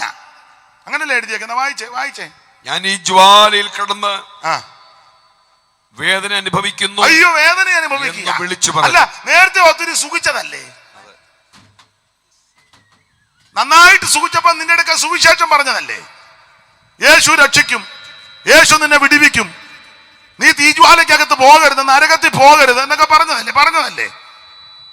അന്നേരം നീ ബ്രാൻഡി കഴിക്കും ആഴാന്നൊക്കെ ചോദിച്ചതല്ലേ? ഇപ്പൊ പെട്ടു. സ്തോത്രം. ഈ ഏറിയായി കാണരുതെന്ന്. പിന്നെ സ്തോത്രം. ഇപ്പൊ പെട്ടു. വായിച്ചോ, സമയമില്ല, അതുകൊണ്ടാ. ധനവാനും മരിച്ച് അടക്കപ്പെട്ടു. പാതാളത്തിൽ യാതന യാതന. ഇവിടത്തെ ഒരു സുഖിച്ചതാ, ഇപ്പൊ നല്ല യാതനയാ. പിന്നെ അനുഭവിച്ചുകൊണ്ട് മേലോട്ട് നോക്കി. യാതന അനുഭവിക്കുമ്പോൾ മേലോട്ട് നോക്കി. ഏതായാലും ഇപ്പോഴേലും തോന്നിയല്ലോ മേലോട്ട് നോക്കാൻ. സുഖിച്ചപ്പോഴൊന്നും പുള്ളിക്ക് മേലോട്ട് നോക്കണ്ടായിരുന്നു. ഇപ്പൊ അവിടെ ചെന്ന് പെട്ട് കഴിഞ്ഞപ്പോ അവിടെ കിടന്നുകൊണ്ട് പുള്ളി അവിടെ കിടന്നുകൊണ്ട് മേളിലോട്ട് നോക്കിയാലെന്നാ കീപ്പോട്ട് നോക്കിയാലെന്നാ. നോക്കേണ്ട സമയത്ത് നോക്കേണ്ടതുപോലെ നോക്കേണ്ട ഇടത്തിരുന്ന് നീ നോക്കിയില്ലല്ലോ. എന്നാൽ ഇന്ന് രാത്രി നിങ്ങൾക്ക് അവസരം തരിക, മേളിലോട്ട് നോക്കാനും ദൈവത്തെ നോക്കുവാനും ദൈവത്തെ വിളിക്കാനും ദൈവത്തെ ആരാധിക്കാനും ദൈവത്തെ ഭജിപ്പാൻ ഇന്ന് രാത്രി ദൈവം നിനക്ക് അവസരം തരിക. ഈ അവസരം നീ നഷ്ടപ്പെടുത്തി കളയരുത്. ഇത് സുപ്രധാന കാലമായി, ഇത് രക്ഷാ ദിവസമാ. ഇന്ന് രാത്രി യേശുവിനെ രക്ഷിതാവായി സ്വീകരിക്കണം. രക്ഷിപ്പാൻ മാർഗം വേറെയില്ല, രക്ഷകനേശു താൻ വഴിയേ വരുവീൻ. ഈ നല്ല സമയം വൃഥാവാക്കാതെ നിന്നെ യേശു വിളിച്ചിടുന്നു. വരുവീൻ, ഈ നല്ല സമയം വൃഥാവാക്കാതെ നിന്നെ യേശു വിളിച്ചിടുന്നു. തീരാത്ത പാപം വ്യാധിയെയും മാറാത്ത എല്ലാ ബലഹീനവും, തീരാത്ത പാപം വ്യാധിയെയും മാറാത്ത എല്ലാ ബലഹീനവും ഓരോ കുരിശിൽ ചുമന്നു നിന്നെ സൗഖ്യമാക്കിതാൻ അടിപ്പിണരാ. വരുവീൻ, നല്ല സമയം വൃഥാവാക്കാതെ നിന്നെ യേശു വിളിച്ചിടുന്നു. വരുവീൻ, നല്ല സമയം വൃഥാവാക്കാതെ നിന്നെ യേശു വിളിച്ചിടുന്നു. ഇത് സുപ്രസാദ കാലമാണ്, ഇത് രക്ഷാ ദിവസമാണ്. ഇന്ന് രാത്രി നീ യേശുവിനെ രക്ഷിതാവായി സ്വീകരിക്കണം. 5 പൈസ മുടക്കണ്ട, അരക്കാശ് മുടക്കണ്ട, അരപ്പവന്റെ പൊന്നു പോലും കൊടുക്കണ്ട, ഭൗതിക വസ്തുക്കൾ ഒന്നും കൊടുക്കണ്ട. ഒറ്റ വാക്ക് പ്രാർത്ഥിച്ചാൽ മതി, യേശുവേ എന്നെ രക്ഷിക്കണം, എൻ്റെ ഉള്ളത്തിലേക്ക് വരണം, അവിടുത്തെ മകളാക്കി മകനാക്കി പൈതലാക്കി എന്നെ തീർക്കണമെന്ന് ഇന്ന് രാത്രി കർത്താവിനോട് ആരപേക്ഷിക്കും അവരെ ഇന്ന് രാത്രി കർത്താവ് രക്ഷിക്കും. കർത്താവിന്റെ നാമത്തെ വിളിച്ചപേക്ഷിക്കുന്ന ഏവനും രക്ഷിക്കപ്പെടും. ദൈവത്തിന് മഹത്വം. പുള്ളി അവിടെ യാതനാസനത്തിൽ കണ്ട് പെട്ട് കഴിഞ്ഞപ്പോഴാ മേളിലോട്ട് നോക്കിയത്. വായിച്ചേ, മേളിലോട്ട് നോക്കി. ദൂരത്തു നിന്ന് അബ്രഹാമിനെയും അവന്റെ മടിയിൽ ലാസറിനെയും കണ്ടു. പടിവാതിക്കൽ വ്രണം നിറഞ്ഞ് നായ്ക്കളുമൊക്കെ നക്കി ദാരിദ്ര്യദുഃഖം അനുഭവിച്ച ലാസർ അബ്രഹാമിന്റെ തന്നെ മടിയിരിക്കുന്ന പുള്ളി ദൂരത്ത് നിന്ന് കണ്ടു. അബ്രഹാം പിതാവേ, എന്നോട് കനിവുണ്ടാകണം. ഇപ്പൊ പറയാ എന്നോട് കനിവുണ്ട. പുള്ളി ജീവിച്ചിരുന്നപ്പോ ആരോടും കനിവില്ലായിരുന്നല്ലോ. ജീവിച്ചിരുന്നപ്പോ ആരോടും, അങ്ങനെയുള്ള മനുഷ്യർ ഒത്തിരി ഉണ്ട്. ഒരു കുഞ്ഞുങ്ങളോട് കനിവില്ലാത്ത ആൾക്കാരുണ്ട്. ഒരു തേങ്ങ ഇട്ടാൽ പോലും തെങ്ങ് ഇഷ്ടം പോലെ തേങ്ങ ഉണ്ട്, അടുത്തുകാർക്ക് ഒരു തേങ്ങ പോലും കൊടുക്കാത്ത കനിവില്ലാത്തവന്മാരുണ്ട്. നിനക്ക് 10-15 തെങ്ങുണ്ട്, തേങ്ങായും ഉണ്ട്, അപ്പോഴേ താമസിക്കുന്നതിന് ഒരു തെങ്ങ് പോലുമില്ല, തേങ്ങ വിലയ്ക്ക് മേടിക്കുക. നീ അവന് 2 തേങ്ങ കൊടുക്കണ്ടേ? ഇടുമ്പം തെറിച്ച് വീണ തേങ്ങായും പറയാ ഇങ്ങോട്ട് തന്നേക്കാൻ. ഇട്ടപ്പോ ഒന്ന് തെറിച്ച് അപ്പുറത്തോട്ട് പോയി, എന്നാൽ അതെങ്കിലും അവന് കൊടുക്കേ. ഒരു കോഞ്ഞാട്ട വീണാൽ പോലും കൊടുക്കുകയല്ല. ഇപ്പൊ ഇവൻ കോഞ്ഞാട്ടയായി കിടക്കുക. അങ്ങനെയുള്ളവരുണ്ട്. പിച്ചക്കാര് വന്നാൽ പോലും 10 പൈസ കൊടുക്കാത്തവരുണ്ട്. പിച്ചക്കാര് ഭിക്ഷ ചോദിക്കുന്നതല്ലേ. പട്ടിയെ തുറന്നു വിടരുത്. തുറന്നു വിടുന്നതിൽ പേടി വെച്ചാൽ പട്ടിയുണ്ട്, സൂക്ഷിക്കുക. ജീവന് പേടിയുള്ളവൻ അങ്ങോട്ട് ചെല്ലുമോ? പട്ടിയുണ്ട്.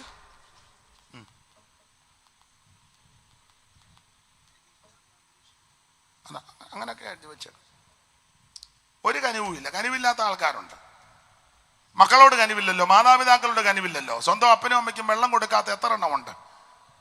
കണ്ടമാനം പ്രാർത്ഥിക്കുകയും ചെയ്യും. അപ്പനും അമ്മയും അനാഥശാലല്ല, എന്നും അങ്ങ് യോഗത്തിന് പോക്കാം. ഏറ്റവും ഫ്രണ്ടിൽ ഇരുന്ന് തുള്ളുന്ന കാണാം. അപ്പനും അമ്മയ്ക്കും വെള്ളവും കൊടുക്കുകയില്ല. ഒരു കനിവില്ലല്ലോ. ചത്ത് കഴിയുമ്പോൾ ഉമ്മ വെക്കാൻ നിൽക്കും, എൻ്റെ അമ്മച്ചിയെ തരത്തില്ലെന്ന്. പിന്നെ നമ്മൾ പറയാം, എന്നാ നീ അങ്ങ് വെച്ചോണ്ടിരുന്നോ എന്ന് പറഞ്ഞാൽ ഞാൻ ചുമ്മാ പറഞ്ഞ എടുത്തോണ്ട് പോകാൻ പറയും.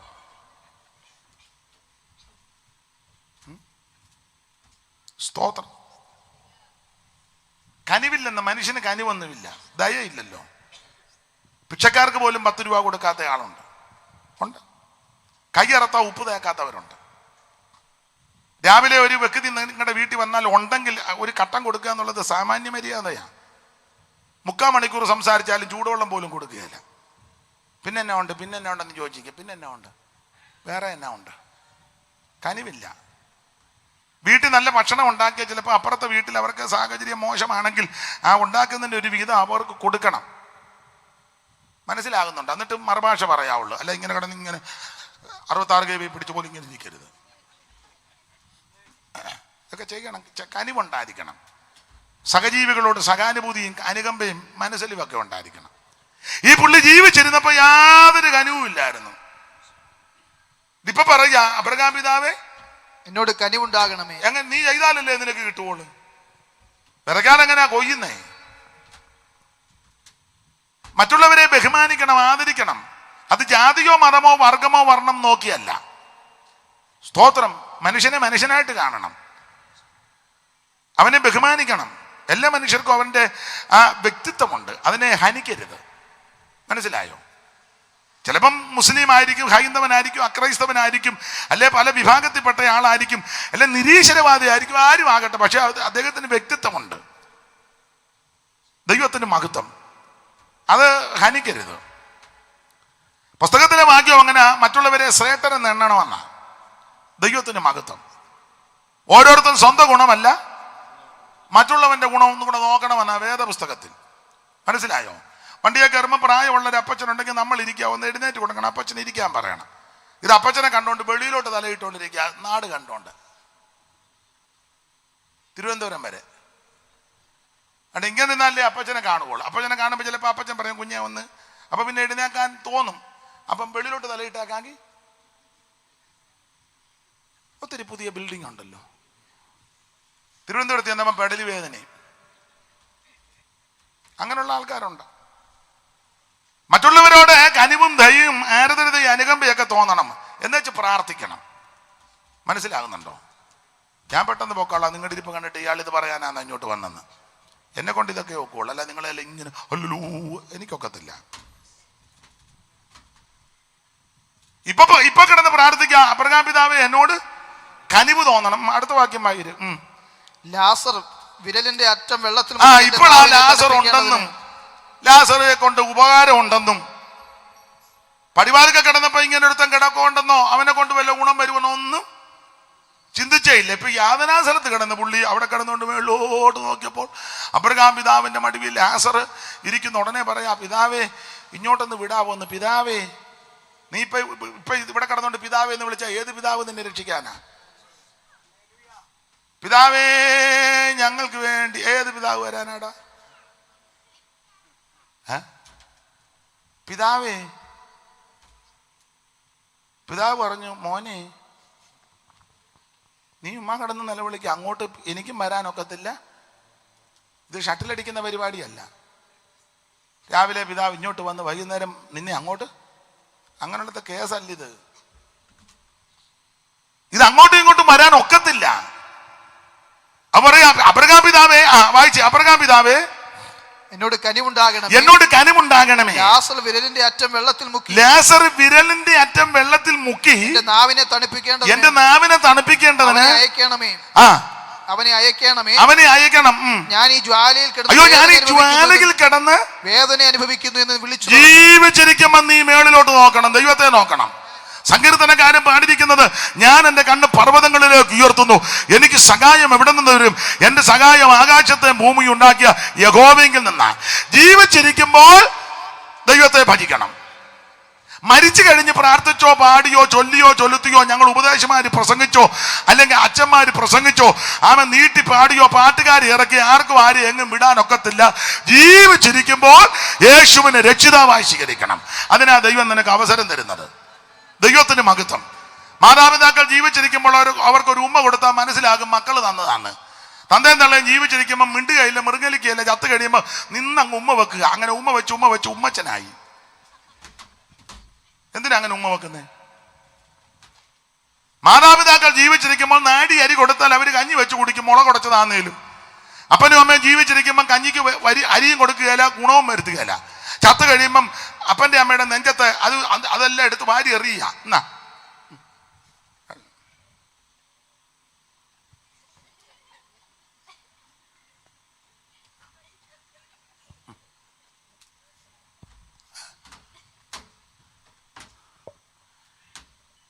ജീവിച്ചിരിക്കുമ്പോ ഇച്ചിരി വെള്ളം കൊടുക്കേ. ജീവിച്ചിരിക്കുമ്പോ ചെയ്യേണ്ടതെല്ലാം ചെയ്യണം. ചത്ത് കഴിഞ്ഞ് ചെയ്തിട്ട് വലിയ ഗുണമൊന്നുമില്ല. അപ്പൊ ഇപ്പൊ പറയുക, അബ്രഹാം പിതാവേ ലാസറിനെ ഇങ്ങോട്ട് വിടണം. അതിനാ അവനെ വിരലിന്റെ അറ്റം മുക്കി എന്റെ നാവ് പിന്നെ എടാ അവിടെ വെള്ളമായിട്ടിരിക്കുവൊന്നുമല്ല. ഇനി അഥവാ വെള്ളത്തിൽ വിരലൊന്ന് മുക്കി ആ വിരലിന്റെ അറ്റം ഇവിടെ കൊണ്ടുവന്നാൽ ഇത് കാണുമോ? ഇവിടെ ഒന്നാമത് തീജ്വാലയാ. ഈ വിഡിത്തമൊക്കെ പറയാതിരിക്കണ്ടേ. ഉടനെ അബ്രഹാം പിതാവ് പറഞ്ഞു, മോനെ അങ്ങനെ ഇവിടുന്ന് അങ്ങോട്ടും അവിടുന്ന് ഇങ്ങോട്ടും ഒന്നും അവിടെ പിളർപ്പ് ഉണ്ടെന്നല്ല, പിളർപ്പ് ഉണ്ടാക്കിയിരിക്കുന്ന വായിച്ചേ. അത്രയുമല്ല ഞങ്ങൾക്കും നിങ്ങൾക്കും നടുവേ വലിയൊരു പിളർപ്പുണ്ടാക്കിയിരിക്കുന്നു. നന്നായിട്ട് വായിച്ചേ. അത്രയുമല്ല ഞങ്ങൾക്കും നിങ്ങൾക്കും നടുവേ വലിയൊരു പിളർപ്പുണ്ടാക്കിയിരിക്കുന്നു.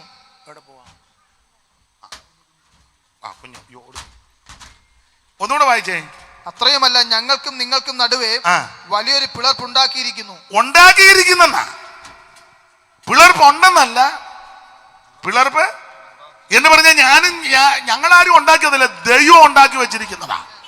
പിളർപ്പ് ഉണ്ടാക്കിയിരിക്കുന്നു. അടുത്ത വാക്യം വായിര്. ഇവിടെ നിന്ന് നിങ്ങളുടെ അടുക്കൽ ഇവിടെ നിന്ന് നിങ്ങളുടെ അടുക്കൽ കടന്നു വരുവാൻ ഇച്ഛിക്കുന്നവർക്ക് കഴിവില്ല, അങ്ങോട്ടും വരാൻ ഇച്ഛിക്കുന്നവർക്ക് കഴിവത്തില്ല, അവിടെ നിന്ന് ഞങ്ങളുടെ അടുക്കൽ കടന്നു വരുവാനും പാടില്ല എന്ന് പറഞ്ഞു. ഉടനെ പുള്ളി പ്ലേറ്റ് തിരിച്ചു. അടുത്ത വാക്യം. അതിന് അവൻ, എന്നാൽ പിതാവേ, എന്നാ പിന്നെ പിതാവേ പിതാവേ എന്ന് വിളിക്കുക. പിതാവും കിടന്ന് കുഴയുക.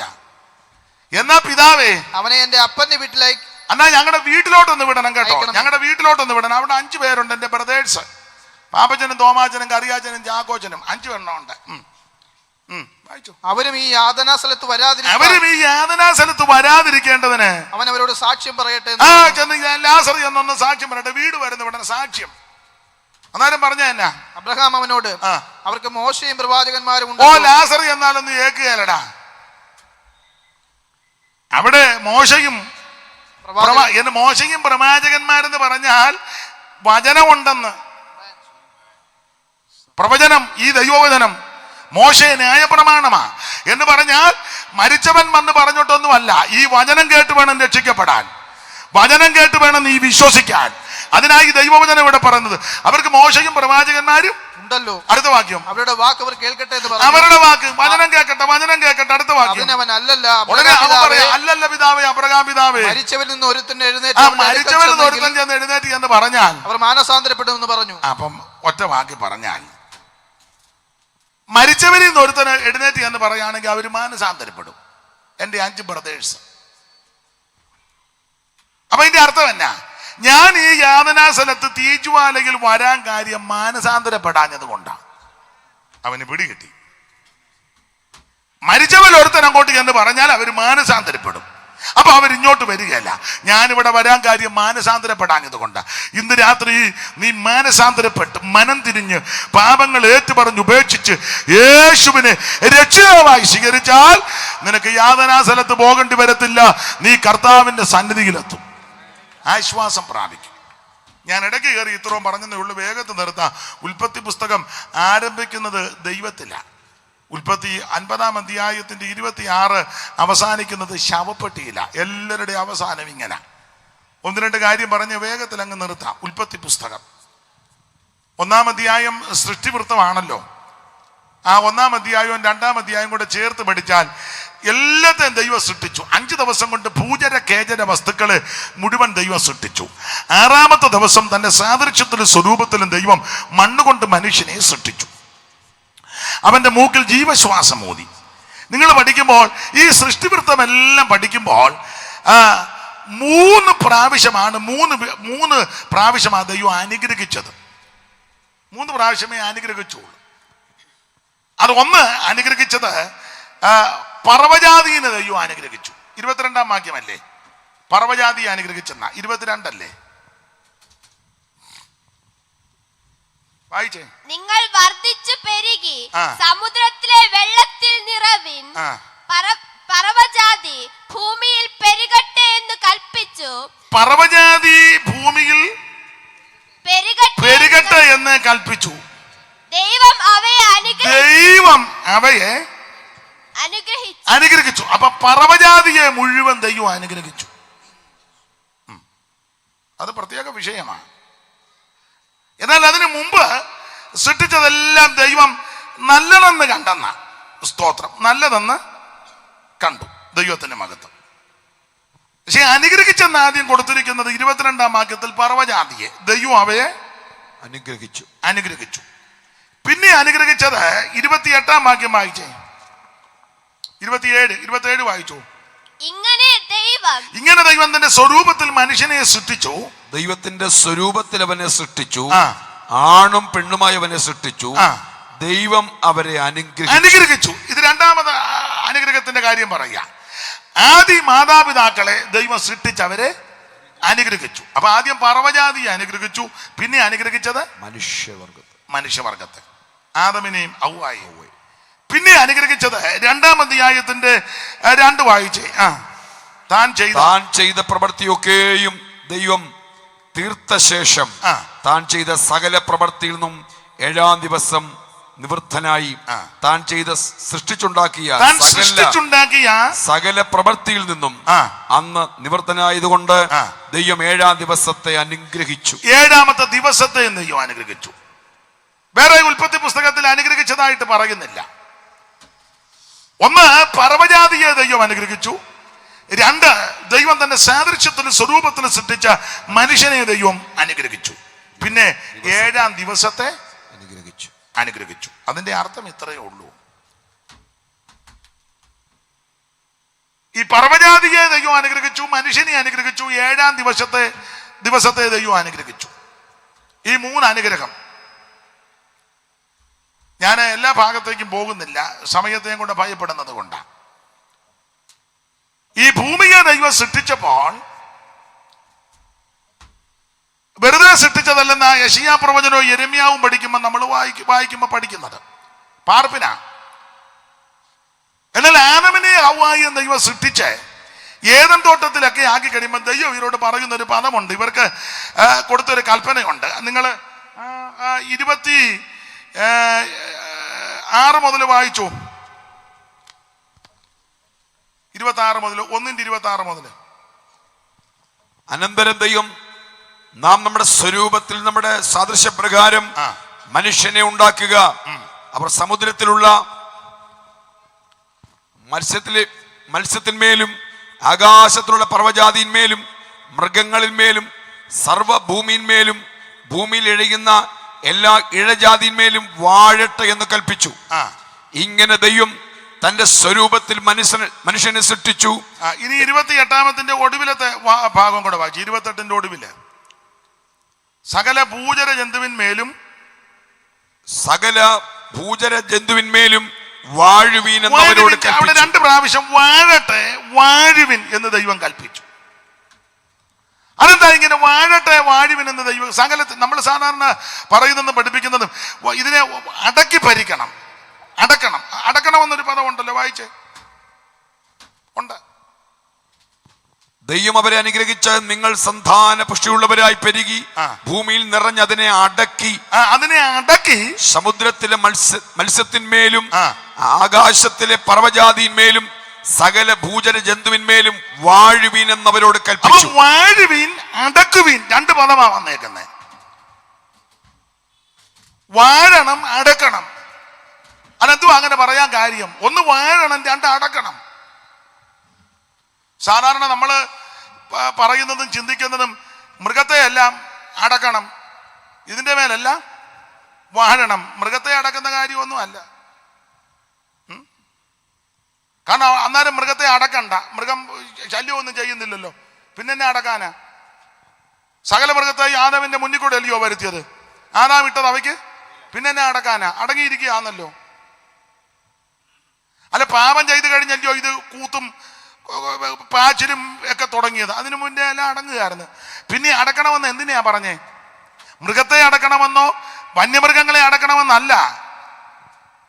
അടങ്ങാത്ത ഒതുങ്ങാത്ത എന്തോ ഒരു ശക്തിയുണ്ട്. നീ അതിനെ അടക്കണമെന്നാ പറഞ്ഞേ. കാരണം ഇത് വെറുതെ അല്ലല്ലോ ഭൂമിയെ ദൈവം സൃഷ്ടിച്ചത്. ഈ ഭൂമിയിൽ നേരത്തെ ഉണ്ടായിരുന്ന ചില ശക്തികളുണ്ട്, എല്ലാ ഭാഗത്തേക്കും പോകുന്നില്ല.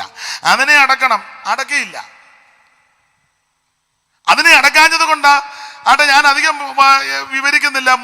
മൂന്നാം അധ്യായം പഠിക്കുമ്പോൾ പാമ്പ് വന്നത്. പാമ്പ് 3:1 മുതൽ വായിച്ചോ. യഹോവയായ ദൈവം ഉണ്ടാക്കിയ പെട്ടെന്ന് നിർത്താം. യഹോവയായ ദൈവം ഉണ്ടാക്കിയ എല്ലാ കാട്ടുജന്തുക്കളെക്കാളും പാമ്പ് കൗശലമേറിയതായിരുന്നു. അത് സ്ത്രീയോട്, തോട്ടത്തിലെ യാതൊരു വൃക്ഷത്തിന്റെ ഫലവും നിങ്ങൾക്ക് തിന്നരുതെന്ന് ദൈവം വാസ്തവമായി കൽപ്പിച്ചിട്ടുണ്ടോ എന്ന് ചോദിച്ചു. സ്ത്രീ പാമ്പിനോട്, തോട്ടത്തിലെ വൃക്ഷങ്ങളുടെ ഫലം ഞങ്ങൾക്ക് തിന്നാം. ഈ ഭാഗം എല്ലാവരും ചിന്തിക്കുകയും പഠിക്കുകയും ചെയ്യുന്നതുകൊണ്ട് അധികം ദീർഘമാക്കുന്നില്ല. പാമ്പ് വന്നെന്നുള്ളതാ. ഈ സ്ത്രീയുടെ അടുക്കൽ പാമ്പ് വന്നു. അവിടെ പാമ്പെന്നാ കൊടുത്തേക്കുന്ന. പാമ്പ് ആരാ? ഈ പാമ്പ് ഏതാ?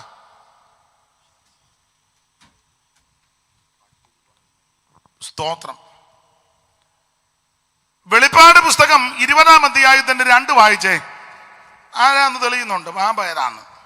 വെളിപ്പാട് 20:2 വായിച്ചു. അവൻ പിശാചും സാത്താനും എന്നുള്ള പഴയ പാമ്പായ മഹാസർപ്പത്തെ പിടിച്ച്. പിശാചും സാത്താനും എന്നുള്ള പഴയ പാമ്പ്. അപ്പൊ ഈ പാമ്പ് ഏതാന്ന് ചോദിച്ചാൽ പിശാചാ. അപ്പൊ പാമ്പിന്റെ രൂപത്തിൽ, വേഷത്തിൽ ഇവൻ ഈ സ്ത്രീയുടെ അടുക്കൽ വന്ന് പിശാചാ വന്നേ.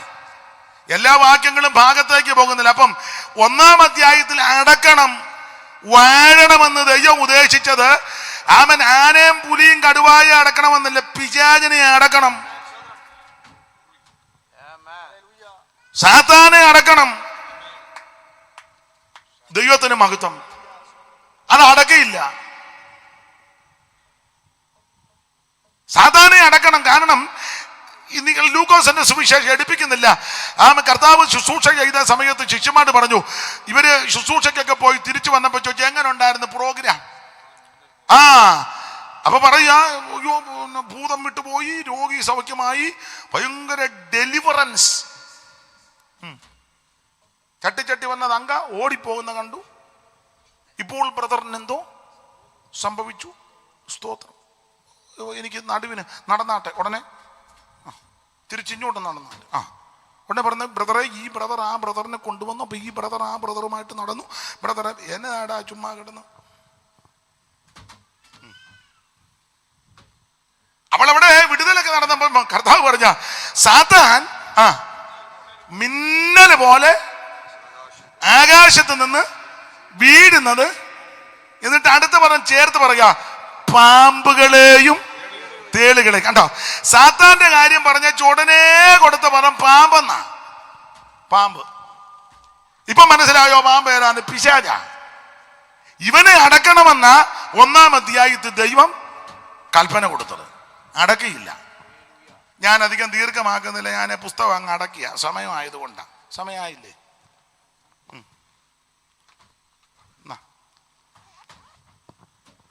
ദൈവത്തെ ഗുണവാകാനാന്ന് ഇതൊക്കെ മതി. സാത്താനെ അടക്കണം, അടക്കിയില്ല. ഇവൻ വന്ന് അവന്റെ ആ തന്ത്രമൊക്കെ, ഈ സാത്താന്റെ പ്രവണത ആദ്യം വന്ന് സംശയമിട്ടു. അതാന്നല്ലേ സംശയമായിട്ടത്. വാസ്തവമായി കൽപ്പിച്ചിട്ടുണ്ടോ? അപ്പൊ സംശയമായി.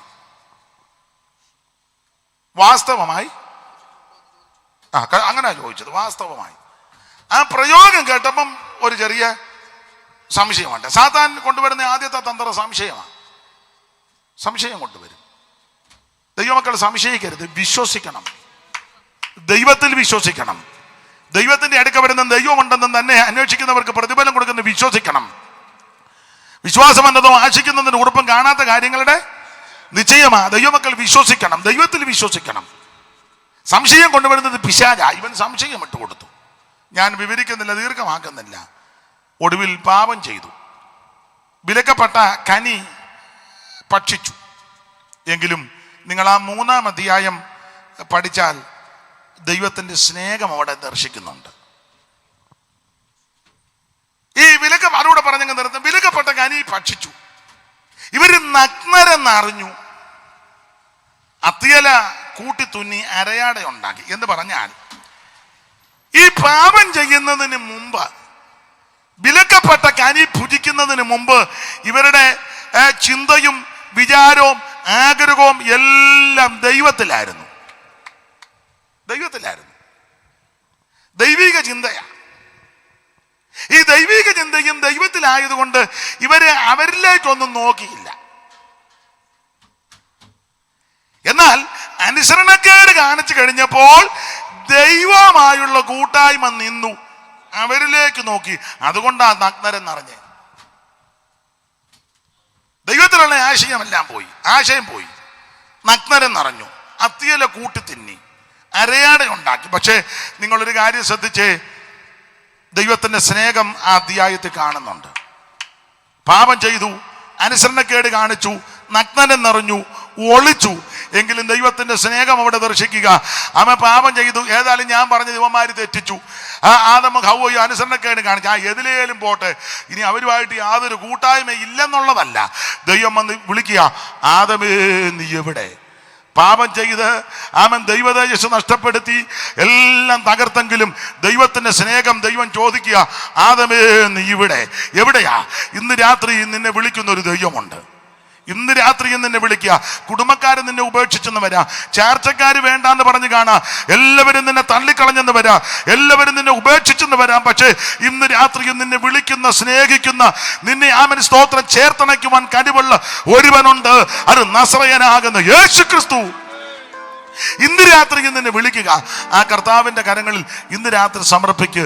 ദൈവം നിന്നെ രക്ഷിക്കും. അതിപ്പം വേണ്ട. ചില ഉപദേശിമാർക്ക് ഇതെല്ലാം വേണം ഇടയ്ക്കിടയ്ക്ക്. എനിക്ക് വേണ്ട.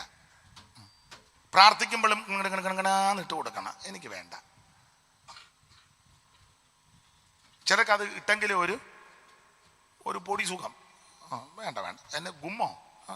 എന്നാ ഗുമ്മ? അപ്പൊ ശ്രദ്ധിക്കുക, ദൈവത്തിന്റെ സ്നേഹമാണ് അവിടെ ദർശിക്കുന്നത്. കൽപ്പനാലംഘനം നടത്തി, വിലക്കപ്പെട്ട കനി ഭുജിച്ചു, പാപം ചെയ്തു, നഗ്നനെന്നറിഞ്ഞു, ഓടി ഒളിക്കുന്നു. പക്ഷേ ദൈവത്തിന്റെ സ്നേഹമാ. ദൈവം വിളിക്കുക, ആദമേ നീ എവിടെ? ഇന്ന് രാത്രിയും ദൈവം നിന്നെ വിളിക്കുക. നിന്റെ സ്നേഹിതരോ ചാർച്ചക്കാരോ വേണ്ടപ്പെട്ടവരോ സഹപാഠികളോ കുടുംബക്കാരോ പ്രിയപ്പെട്ടവരാരും നിന്നെ വിളിക്കുന്നില്ലെങ്കിലും, നിന്നെ അന്വേഷിക്കുന്നെങ്കിലും, ഇന്ന് രാത്രി നിന്നെ വിളിക്കുന്ന, സ്നേഹിക്കുന്ന, അന്വേഷിക്കുന്ന ഒരുവനുണ്ട്. കരുണാമയനായ നസറയനാകുന്ന യേശു ക്രിസ്തു. ആ കർത്താവിന്റെ ഭാരപീഠത്തിൽ ഇന്ന് രാത്രി നീ സമർപ്പിക്ക്. യേശു നിന്നെ രക്ഷിക്കും. അവിടുന്ന് രക്ഷിക്കാൻ വല്ലഭത്വമുള്ളവനാ. അവിടുത്തെ സ്നേഹമാ. ഒന്ന് വിളിച്ചു.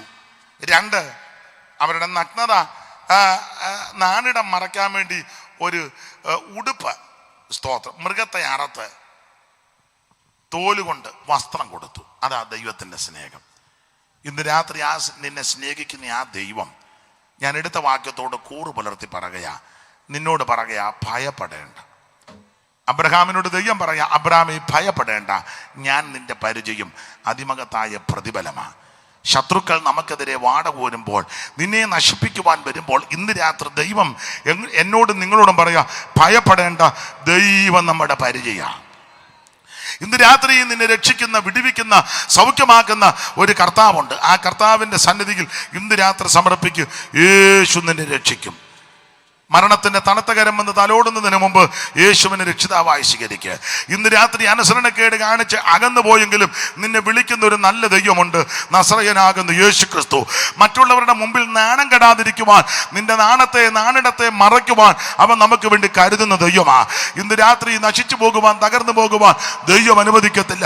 ഈ രാത്രി എത്ര പേര് സമർപ്പിക്കും? ഇരിക്കുന്ന ഇരിപ്പിലിരുന്ന് ഒരു വാക്ക് പ്രാർത്ഥിയിൽ, യേശുവേ ഇന്ന് രാത്രി എന്നെ സമർപ്പിക്കുന്നു.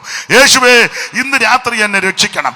യേശുവേ ഇന്ന് രാത്രി എൻ്റെ ഉള്ളത്തിലേക്ക് വരണം. ആര് പ്രാർത്ഥിക്കും അവരെ യേശു രക്ഷിക്കും. ഞാൻ ഓർപ്പിച്ചല്ലോ, ഒരു മതത്തിൻ്റെയോ സംഘടനയുടെയോ സമുദായത്തിൻ്റെയോ ഒരു ഗ്രൂപ്പിൻ്റെ ആളല്ല യേശു. യേശു മുഴു ലോകത്തിൻ്റെയും ദൈവമാ. ഏത് വ്യക്തികൾക്കും യേശുവിനെ രക്ഷിതാവായി സ്വീകരിക്കാം.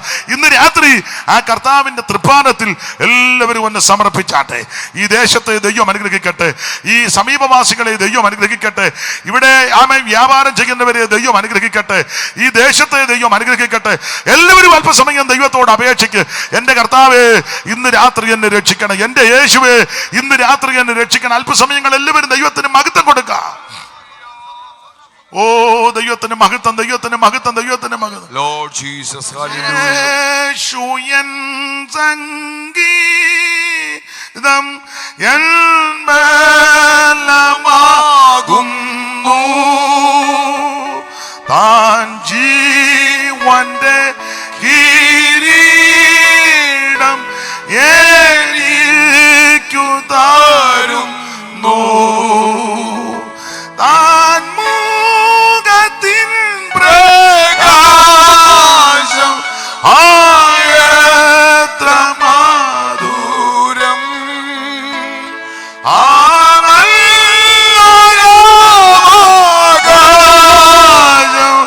എന്റേതു നിശ്ചയം. യേശുയൻ സംഗീതം എല്ലാമാകുന്നു.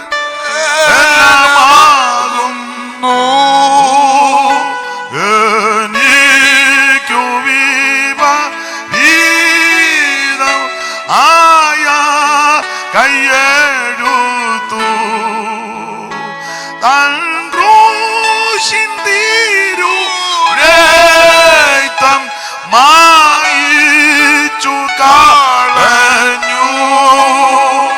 ശത്രുത തീർത്തു സ്വർഗം എനിക്കു തുറന്നു. എന്നേശുയൻ സംഗീതം ബലമാകുന്നു. താൻ നിത്യസ്നേഹം കൊണ്ടു എന്നെ സ്നേഹിക്കുന്നു.